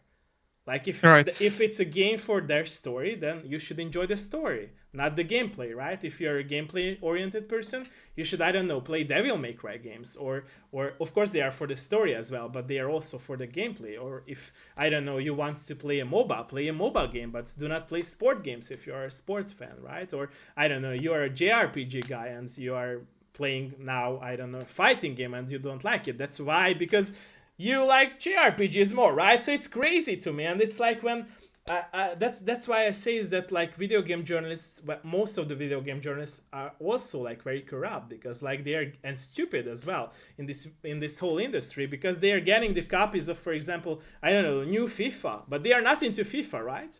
But they are analyzing it and giving it a bad score. Why? Because like they are not into it. Right? So it's crazy to me. Like, it makes sense at the end of the day that what you do not understand, you, of course, like, you can form an opinion, but it wouldn't be fair to do that, because, like, you're way other having perspective on that, not the fair perspective who really understand that. Yeah, again, like, I think it's it's such a complex topic. I think, and you mentioned game journalism. I think there's actually a huge issue with game journalism and scoring games because of many reasons. Like I left there's a lot this. of companies, by the way, because of that fact. I always say this, Yeah. that I left a lot of Hungarian companies because of the fact that they wanted to downscore my games. And they did at that. Like, it's very funny because some of my articles are very positive about a game, but the ending score is like way worse than I really scored the game for. And that's why I left those companies, because I felt like my perspective and my whole vision shouldn't be sacrificed just because they want to score games like Metacritic does. Come on, Metacritic like gathering scores together. It means, right, that you are gathering all the scores, and that's how you form an average score of it. That means that there can be very positive scores and very like negative scores. That's simple math. Like we learned it, I don't know, in 8th grade or 6th grade. It's stupid, right? And people want, and people are so corrupt and so like selfish that they want to like have this, and it really pissed me off. Throughout all the years that I worked for video game journalist companies, they love my writing style because I really developed my writing style in Hungarian to that point that like people couldn't compete with me. And my knowledge about video games, but due to my like more positive perspective, like they always wanted me, no, you can't score Golem, for example, for a 6 or 7 out of 10 because it's like a 1 out of 10. Why? Okay, well, because everyone said that. It's stupid, right? Yeah, first of all, I think game journalists should always play the game. At least, like, I think they should actually finish the game to review it. That's a big problem, actually, nowadays, because they play 5 hours of a game and then write, like, a random review, which is completely nonsense. Somebody said that. That's not me. Thank you. Yeah, I think it's a huge problem that game journalists don't play the game. Like, you can't review a game you haven't played. It makes no sense. But if they played it, even maybe it's not their genre or something, I think as a journalist they should have first of all a very open mind, because that's they have to look at it very objectively. It's like, maybe I don't like, as you said, FIFA, but I should look at it as a person that is open to trying it out. And then they should okay, in a FIFA you can't finish the game, but let's say they have to play like 30 hours, like a campaign, and then write a review that is true to themselves and to the criteria. Because I also agree with things like if a game doesn't work, like let's say the game just crashes and everyone crashes, then it's a 1 out of 10. If it's a AAA game, there's a standard there just by default that like basic things work, and then it's already maybe like a 4 or 5 out of 10, because those there's like hundreds of games releasing every day, and most of those games are completely broken and unplayable, and those are the 1 and 2s and 3s, right? But most AAA games are at least, I think, a 4 or 5. Like in the case of Golem, it was a completely functioning game. Sure. Yeah, of course there was like issues with it. Maybe the story was really good, but it looked weird. It had some clunkiness. So, and I do think that gameplay is always king, but of course not in some cases like visual novels or things like that. Where it doesn't matter. But I think that game should be at least. I never played it, so of course I'm just saying a number. But just because it works and it has the quality of a AAA game, it's already like a 5, 6, and if it has good story, maybe like 6.5, 7 already. So that should be the scale, but the scale is just so skewed that a game never really gets like a 3. Like a AAA game never gets a 3, and like indie games are either getting super high scores, which doesn't even make sense, or super low score. Like it just weird. Like the whole scales, how IGN and a lot of website works is. That's why I don't believe in weird. scores in general, by the way, because I believe that, like I said before, games should be analyzed and to show the people what's the good part in it and what you did not like as a person. And I think that what people do forget is that being objective is really like a personal opinion again. Like you can try to be objective, but at the end of the day, it's really your experiences that will be no, you're right. What I meant by being objective is when you get into the game, you don't have like pre-notions like, I'm gonna review Golem, and I heard it's a shit game, so I'm going into it. I would have to be objective that it's a new game, and after that, of course, you can form your own subjective opinion. As a reviewer, you shouldn't be influenced by other reviewers, it should be your exactly. That's why I was saying I hated the fact that I had to like give scores that Metacritic does or similar to Metacritic, which is crazy, which is a website, like I said, it gathers all the scores to make an average But what's score, the point right? of a review if they tell you what the score? Like Exactly, then why exactly. does I just copy paste? Like I know.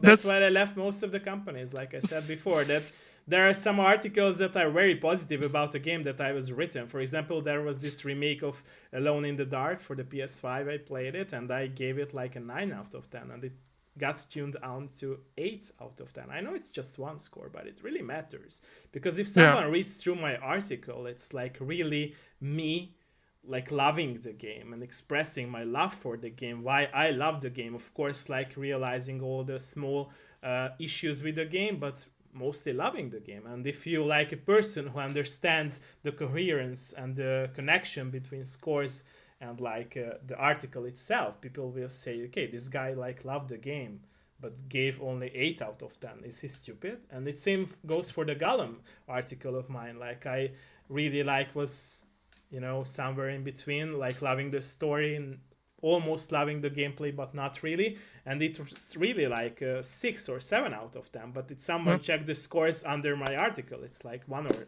or 2 out of 10. I don't remember it because they had this force, you know, because they were the bosses. That's the same thing with Diablo 4. Like people say it's like a 1 or 2 out of 10, and it's actually like an 8 out of 10. You know, like just because like there's like a big drama or something around the game doesn't mean you should not give it like a actual score it deserves. It is. I agree. It's very weird, and I think it's. I didn't know that. Like as a game journalist, people tell you like you cannot score the game as you feel like. Like, what's the point of having a game journal?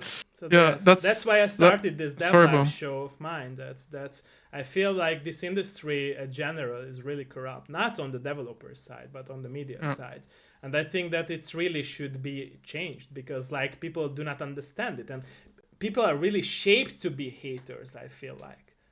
And it's very bad. Like it's very bad that people are like, that's why they're ending being up this, you know, very like crazy minded and harsh opinion oriented people rather than like, you know, really enjoying games. And that's what I hate, is that I remember my times of being like a kid enjoying games. Back then we got bullied in school by being a gamer because it wasn't a trend. Now everyone plays games and it's like a trend, and that was my dream back then as a kid. And now I would say that I don't want this dream of everyone playing games, because back then gaming was a respected thing. Like it was a small bubble that you could escape to. But now if you escape to this small bubble, it's a crazy big bubble with all the crazy people around it forming these harsh opinions and being toxic in the communities. I'm not saying that there wasn't any toxic people around back then, but I always joke with this example of mine, and you will also understand it because I think that you also will have these or had these experiences in Hungary. That whenever I was a kid and I met any Hungarian person on the internet online by playing online games, we were like, "Oh, you're Hungarian. Nice to meet you." You know, it was like a pleasure meeting Hungarians. Now, if somebody meets me and I'm talking in Hungarian and he's Hungarian, fuck you. Fuck your mother. Die. Mute yourself. Like, why? And it changed. It's just 10 years and it changed so much. And people do not realize it because they do not care, or they do not have this you know, those paths that we had as kids. And it's crazy to me that just in 10 years, it changed so much. Yeah, I think And like it's crazy. You know, like when something is a niche, like gaming used to be, it's just people there that are actually really invested in it and genuinely care about game. Exactly. And when it's like now, when it's the most popular thing, because again, like I think gaming Our is the favorite dog biggest. plays video games, right? So it's like crazy.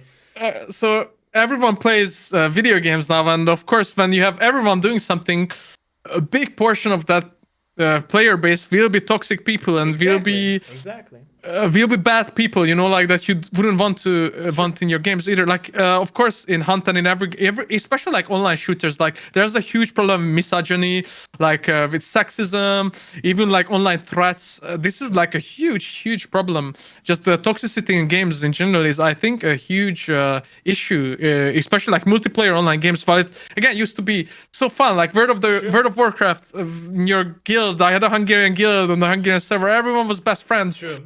Young kids playing with like adults with no issues. Now if a kid plays with an adult, it's, you know, nothing good happens there. Let's say that.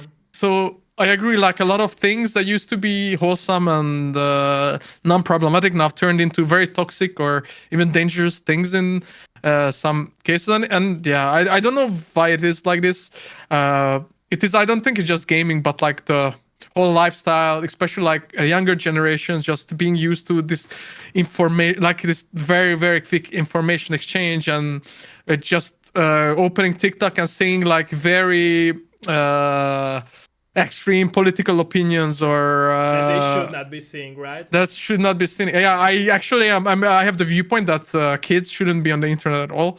Thank Actually, you for because saying that. I uh, agree. Yeah. like especially not on social media. Like Exactly. it just Everyone wants to messes be a with their streamer at the age of 5 now, right?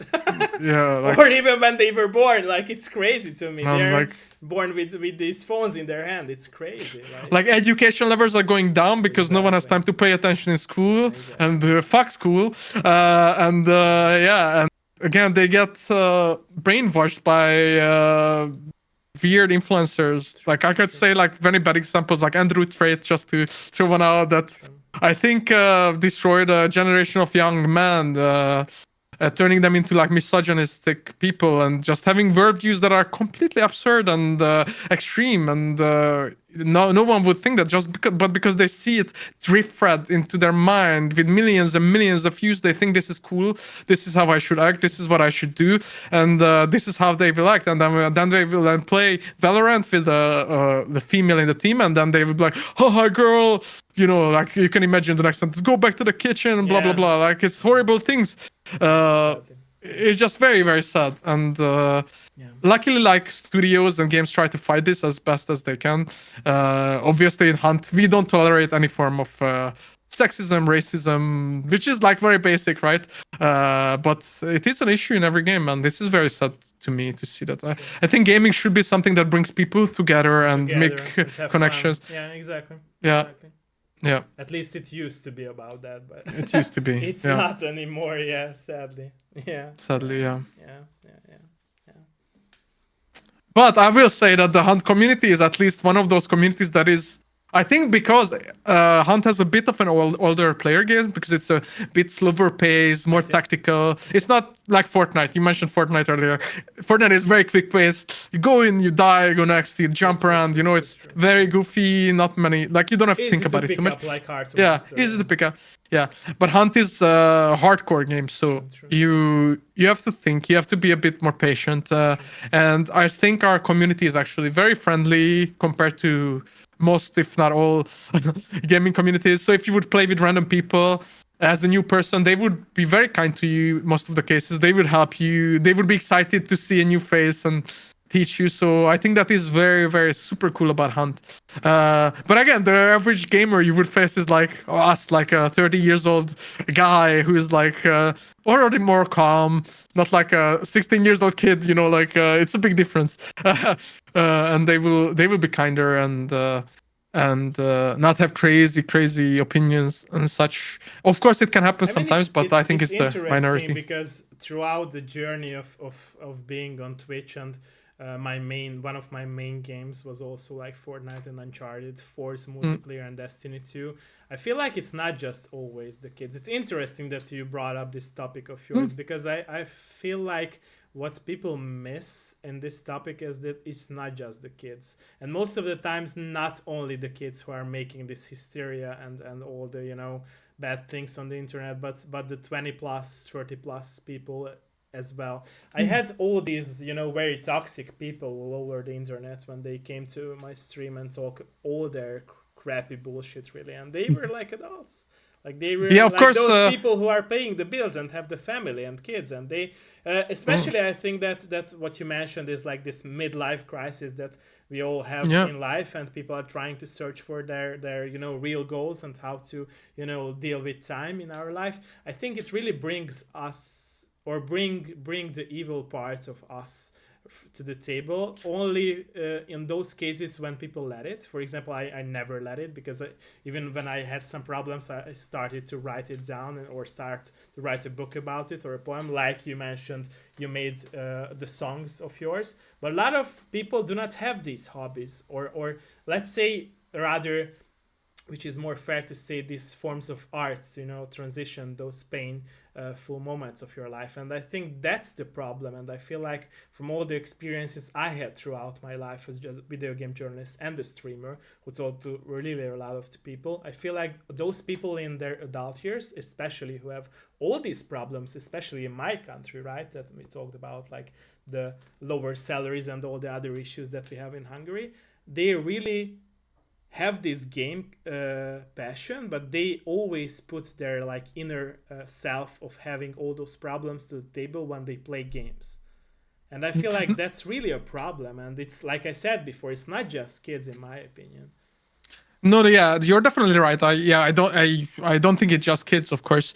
But yeah, I mean, like when you are 40 years old and maybe your life didn't go the way you wanted, and then you can go on an online game and be behind an avatar that no one knows who it is. You can say whatever you want to whoever you want, being punished. So a lot of sad people let their anger out or their problems. It's it's usually like their personal problems and struggles in life they can just let out in the internet without any repercussion, really. Yeah, but rather than they would fix it, right, or have a solution for that, or like just write a song about it or a book or anything.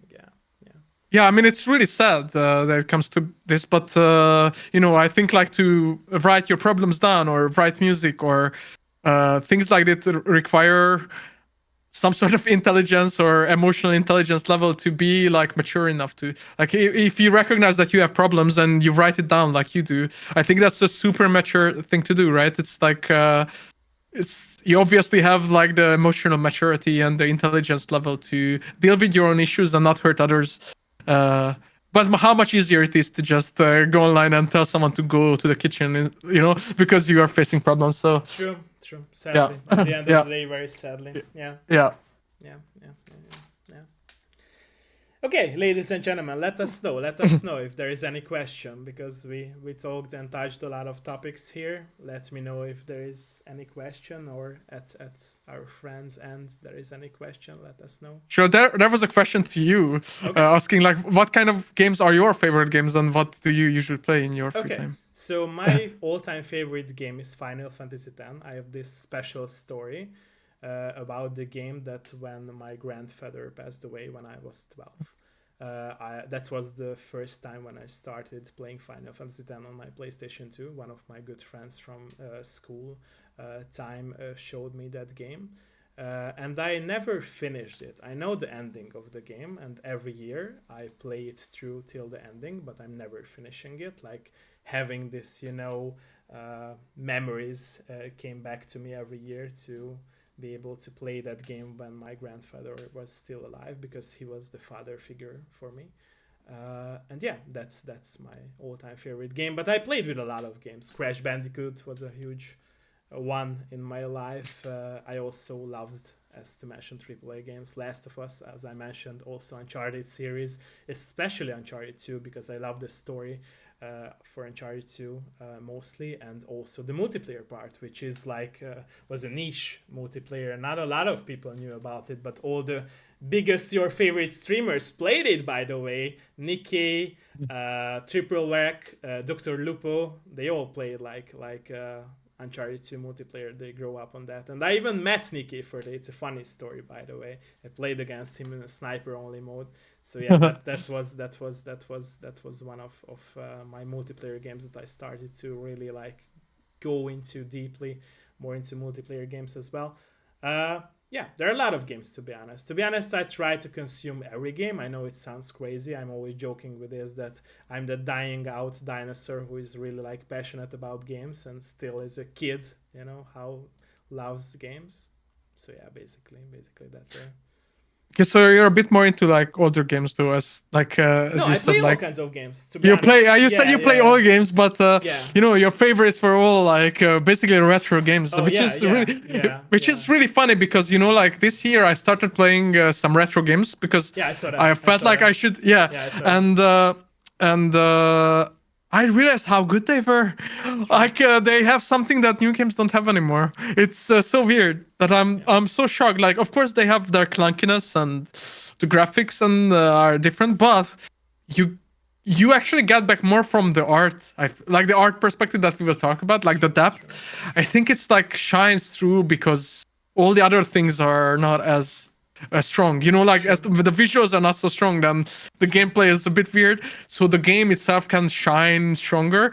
And I'm so surprised how much I enjoy the old games and how I think like, oh my god, this game may be better than any game I played this year. So so yeah, so I that's believe like very interesting. I Yeah, believe in the statement or in the fact, in my opinion, it's a fact now that back then, like most of the AAA studios were like down to like have their vision put out in front of the players, and now it's like players had these so many times put out their harsh opinions that now a lot of AAA studios are now scared to have these unique ideas, and even if they have, it's on a shelf, right? That they are not trying to push it towards the market, and that's how they end up. Like you started to joke with that Assassin's Creed and Ubisoft thing, but it's true that Ubisoft is really, like, in my opinion at least, like making those Assassin's Creeds from year to year because they are scared in a bit, like, to have those very unique ideas that they have back then. And it's very interesting because I never got the chance to talk to CEO of Ubisoft, but he said really pretty much the same when I was what I was saying all those years, because I was always saying this, that I feel like people have this very high expectation of what a game should be good, right? They always say that, okay, I need this game to be good, but they cannot. If you would or me, we would be down to ask these people what makes a good game for you, they would not be able to explain it, right? In my opinion, pretty much yeah, it's the case. And this is what was like the sentence of like the CEO of Ubisoft when this, very big hysteria came across about the next Ubisoft Assassin's Creed game. Creed.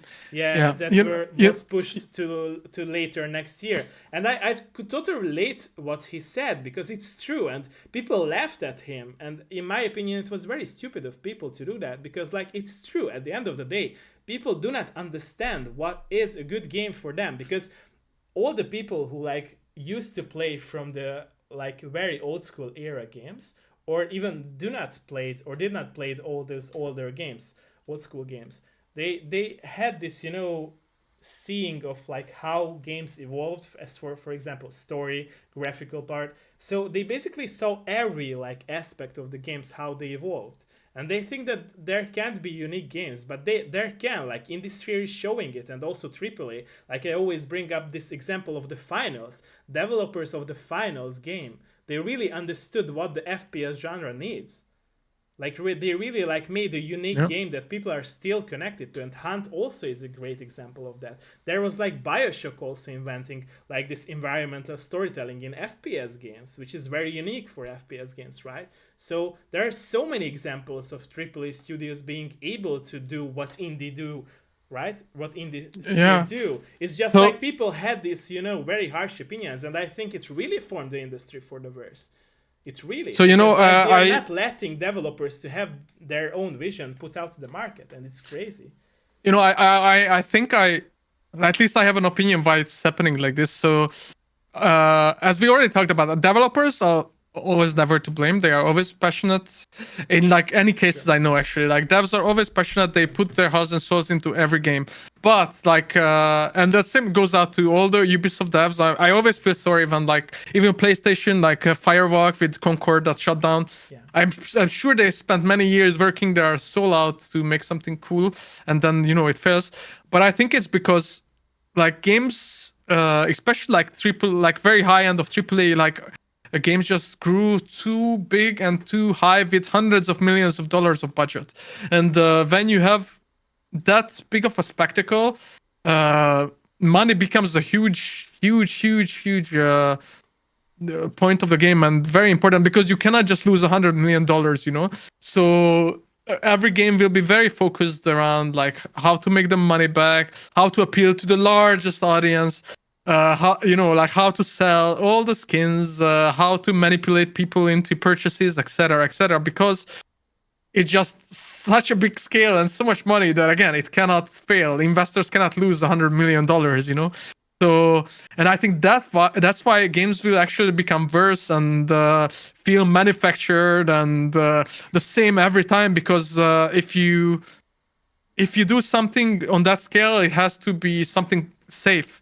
You don't want to have too much risk when you invest so much into something. True. So you will just do the same formula, like the same Assassin's Creed game again, appeal to as many people as you can, hit as many demographics as you can, be as socially inclusive as you can, just to make sure you don't get canceled, you are safe, and this will Yeah, backfire but because people. that's what I Yeah, was saying yeah, earlier. Sorry for interrupting you, but yeah, so yeah, I feel like that's what come to a point where like you are sacrificing too much of your own vision, that you are trying 100%. to appealing to everyone but ending up Exactly. appealing to no one. I remember back then in Assassin's Creed Brotherhood, it was the first Assassin's Creed in the series, in the franchise, which had multiplayer, and it was a niche multiplayer but played by a lot of people, and I loved it. It was a very Yeah. unique idea, Yeah, and that's basically my point. Yeah. they never brought it back, although the numbers Yeah. were high up. A lot of people played it. I remember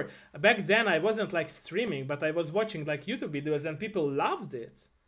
Yeah, yeah. And they I know canceled the I multiplayer parts of every Assassin's Creed it's after that, which crazy. is crazy. Yeah. No, but yeah, I think we are in like complete agreement. This is what ruins games.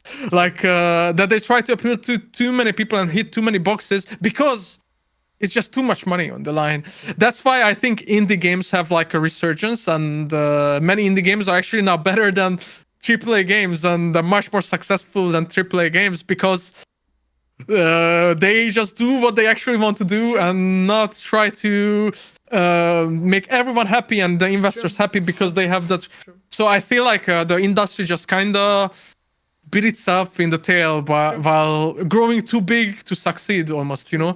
like yeah. So again, like I think indie games will have in the next years a lot more power. Especially, it's much easier to make a game now because the engines are much more modern, and you can make a really appealing game graphically much easier with way less.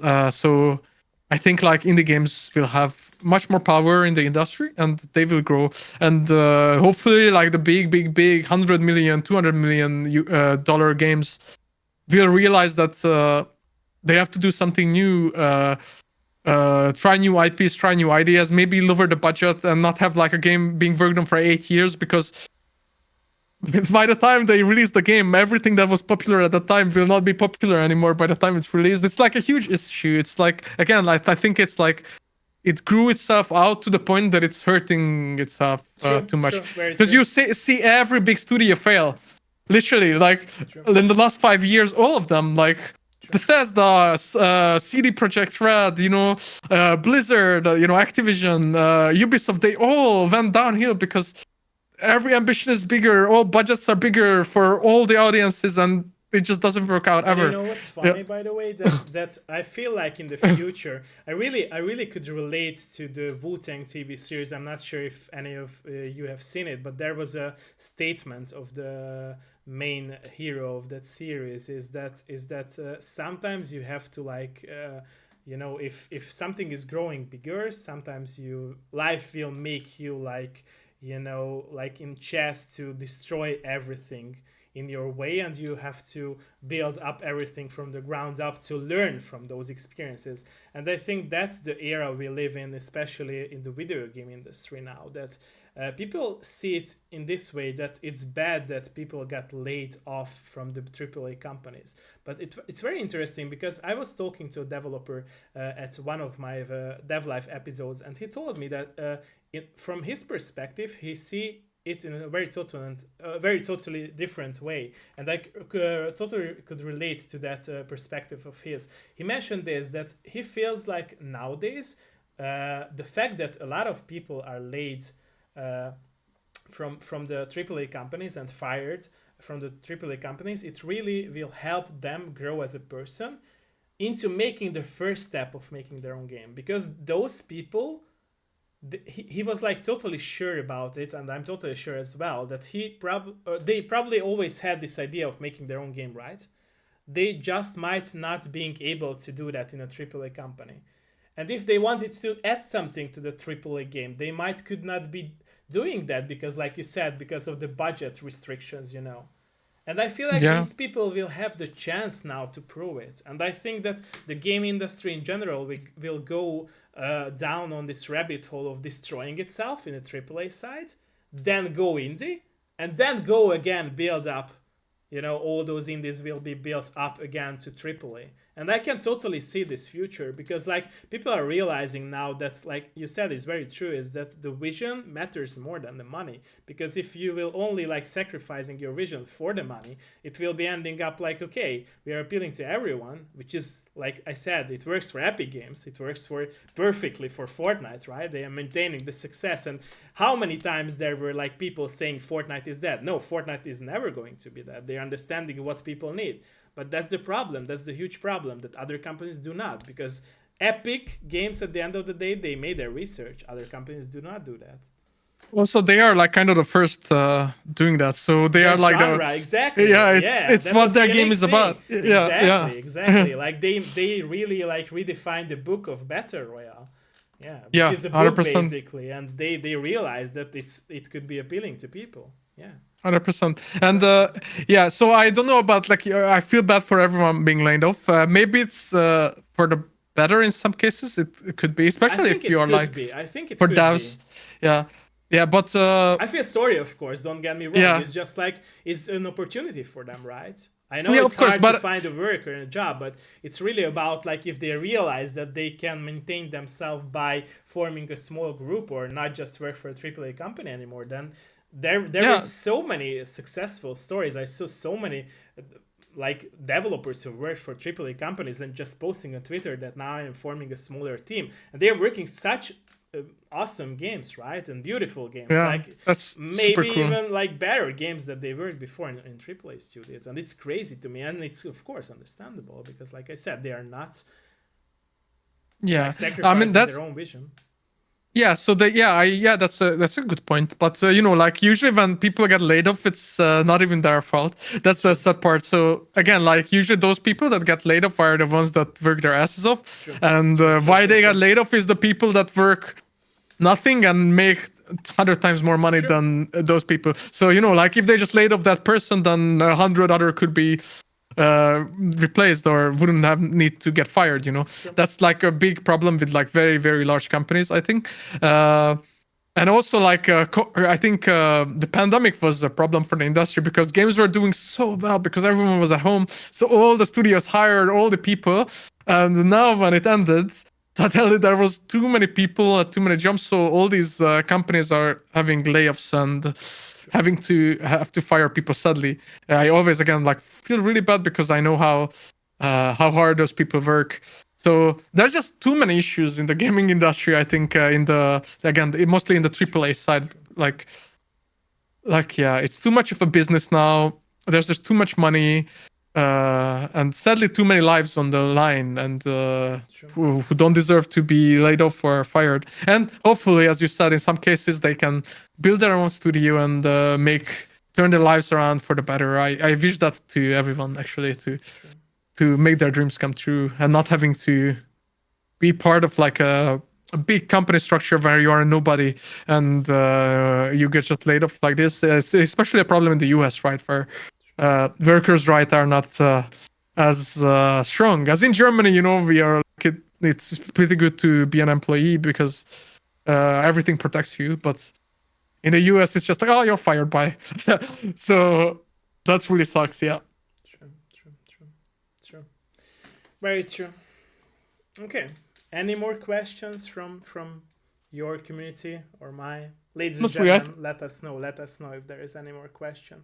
For mine, we kind of touched on like everything they talked about. So Okay. Okay.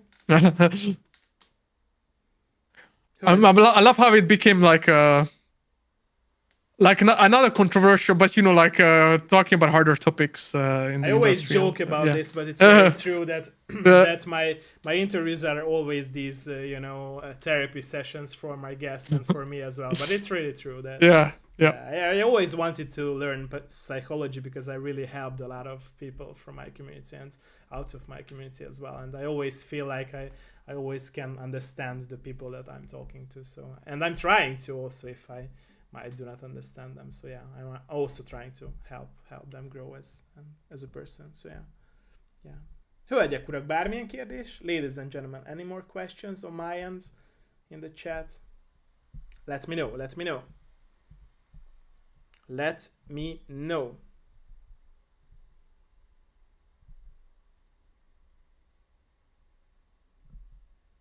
Let me know. Let me know. Let me know. Hölgyek, urak, bármilyen kérdés? Any more question? Speak up. Speak up. I know it's a bit late, but I mean, not that late, but let me know. Don't just be lurkers out there. Also, if your community, your chat, people have any questions, let me know. Let me know about it. Let me know.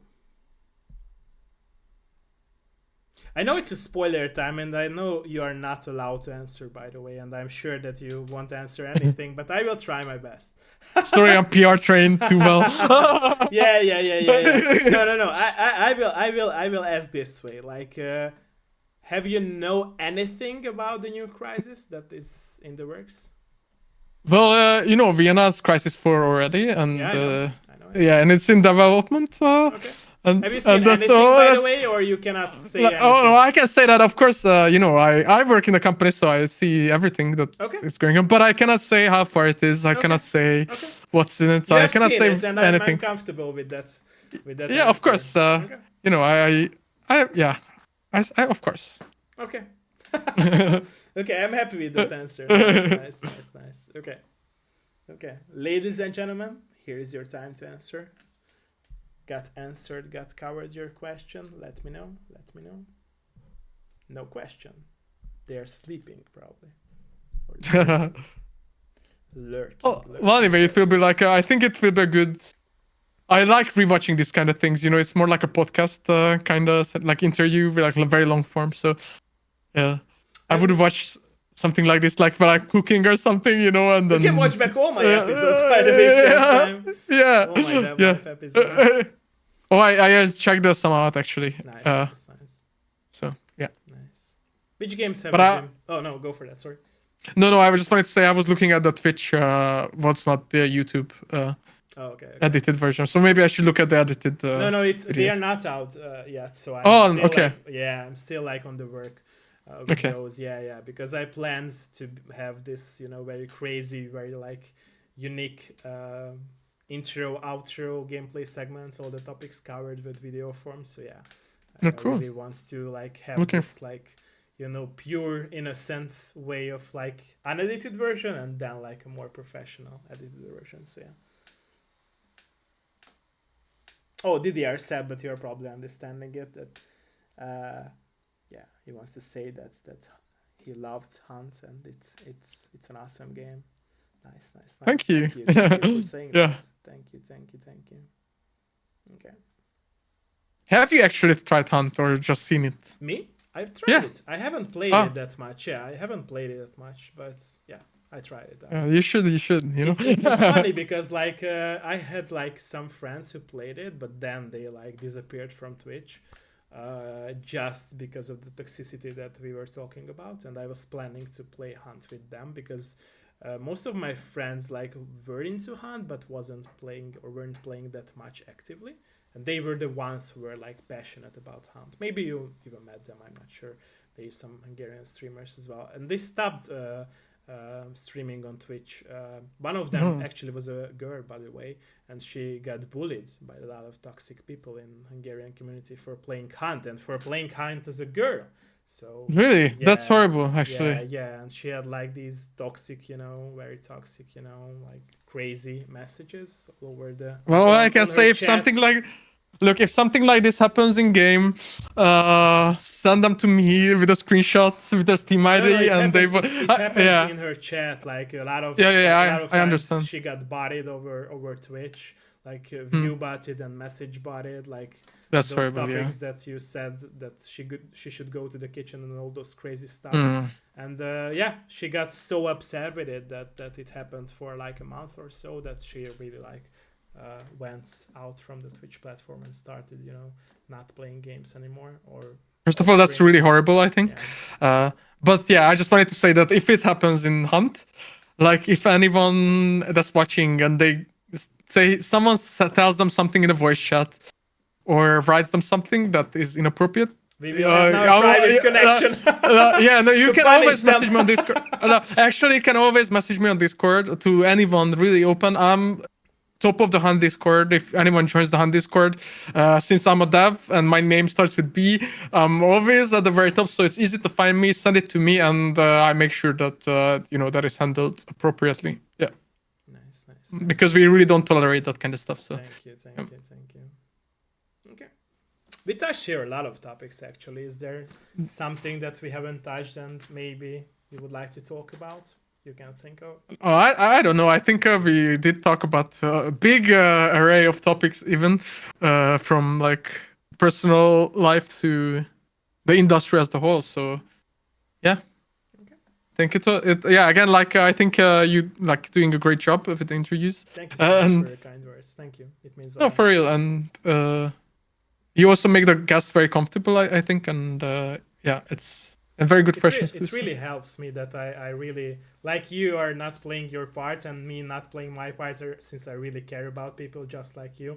I think that that's really what's helping me being this person who like wanting to help to people and to show that it's real people who are working on games. And I think at the end of the day it really matters, and I believe that my vision will come to a point in the future where like people will realize it, that it's really true that we should like tolerate people, be empathic with them, be kind with them, and understand games on a much higher emotional level, not just it's just games, click one button and it's like it's one click and it's made. It's not like it's like I don't know. Yeah. It's crazy to me all the time. I see all those negative comments, and not just negative comments, rather to say harsh comments, like I said, about developers, because it really like, shows that people do not understand what's happening behind the curtain.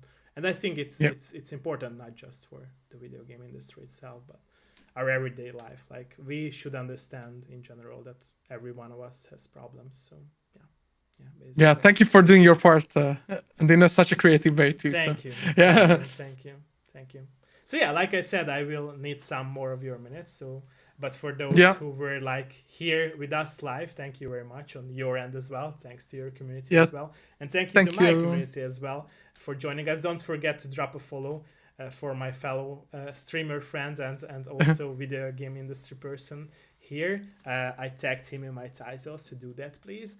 And yeah, try out Hunt. Don't forget to do that as well. Promotion time, marketing time. It's always at the ending of our shows. True. There, I'm also. I didn't have an ad throughout the whole. It was always there. You could realize it. Every one of you. So yeah. And the same for my audience. Thank you for watching, and make sure to follow. Thank you. My fellow. Game industry. I would call you a journalist, actually, like video journalist. I guess. I'm just making freelance. Video. Right? Yeah. Because that's what you're kind of doing. Like it's a sort of journalism, I think, for just like very open and a different format. So yeah, and also on YouTube. So subscribe, follow, and all that. And thank you for watching here. Thank you so much. Thank you so much, Aram. Bye bye. Have a nice day and night. Bye bye.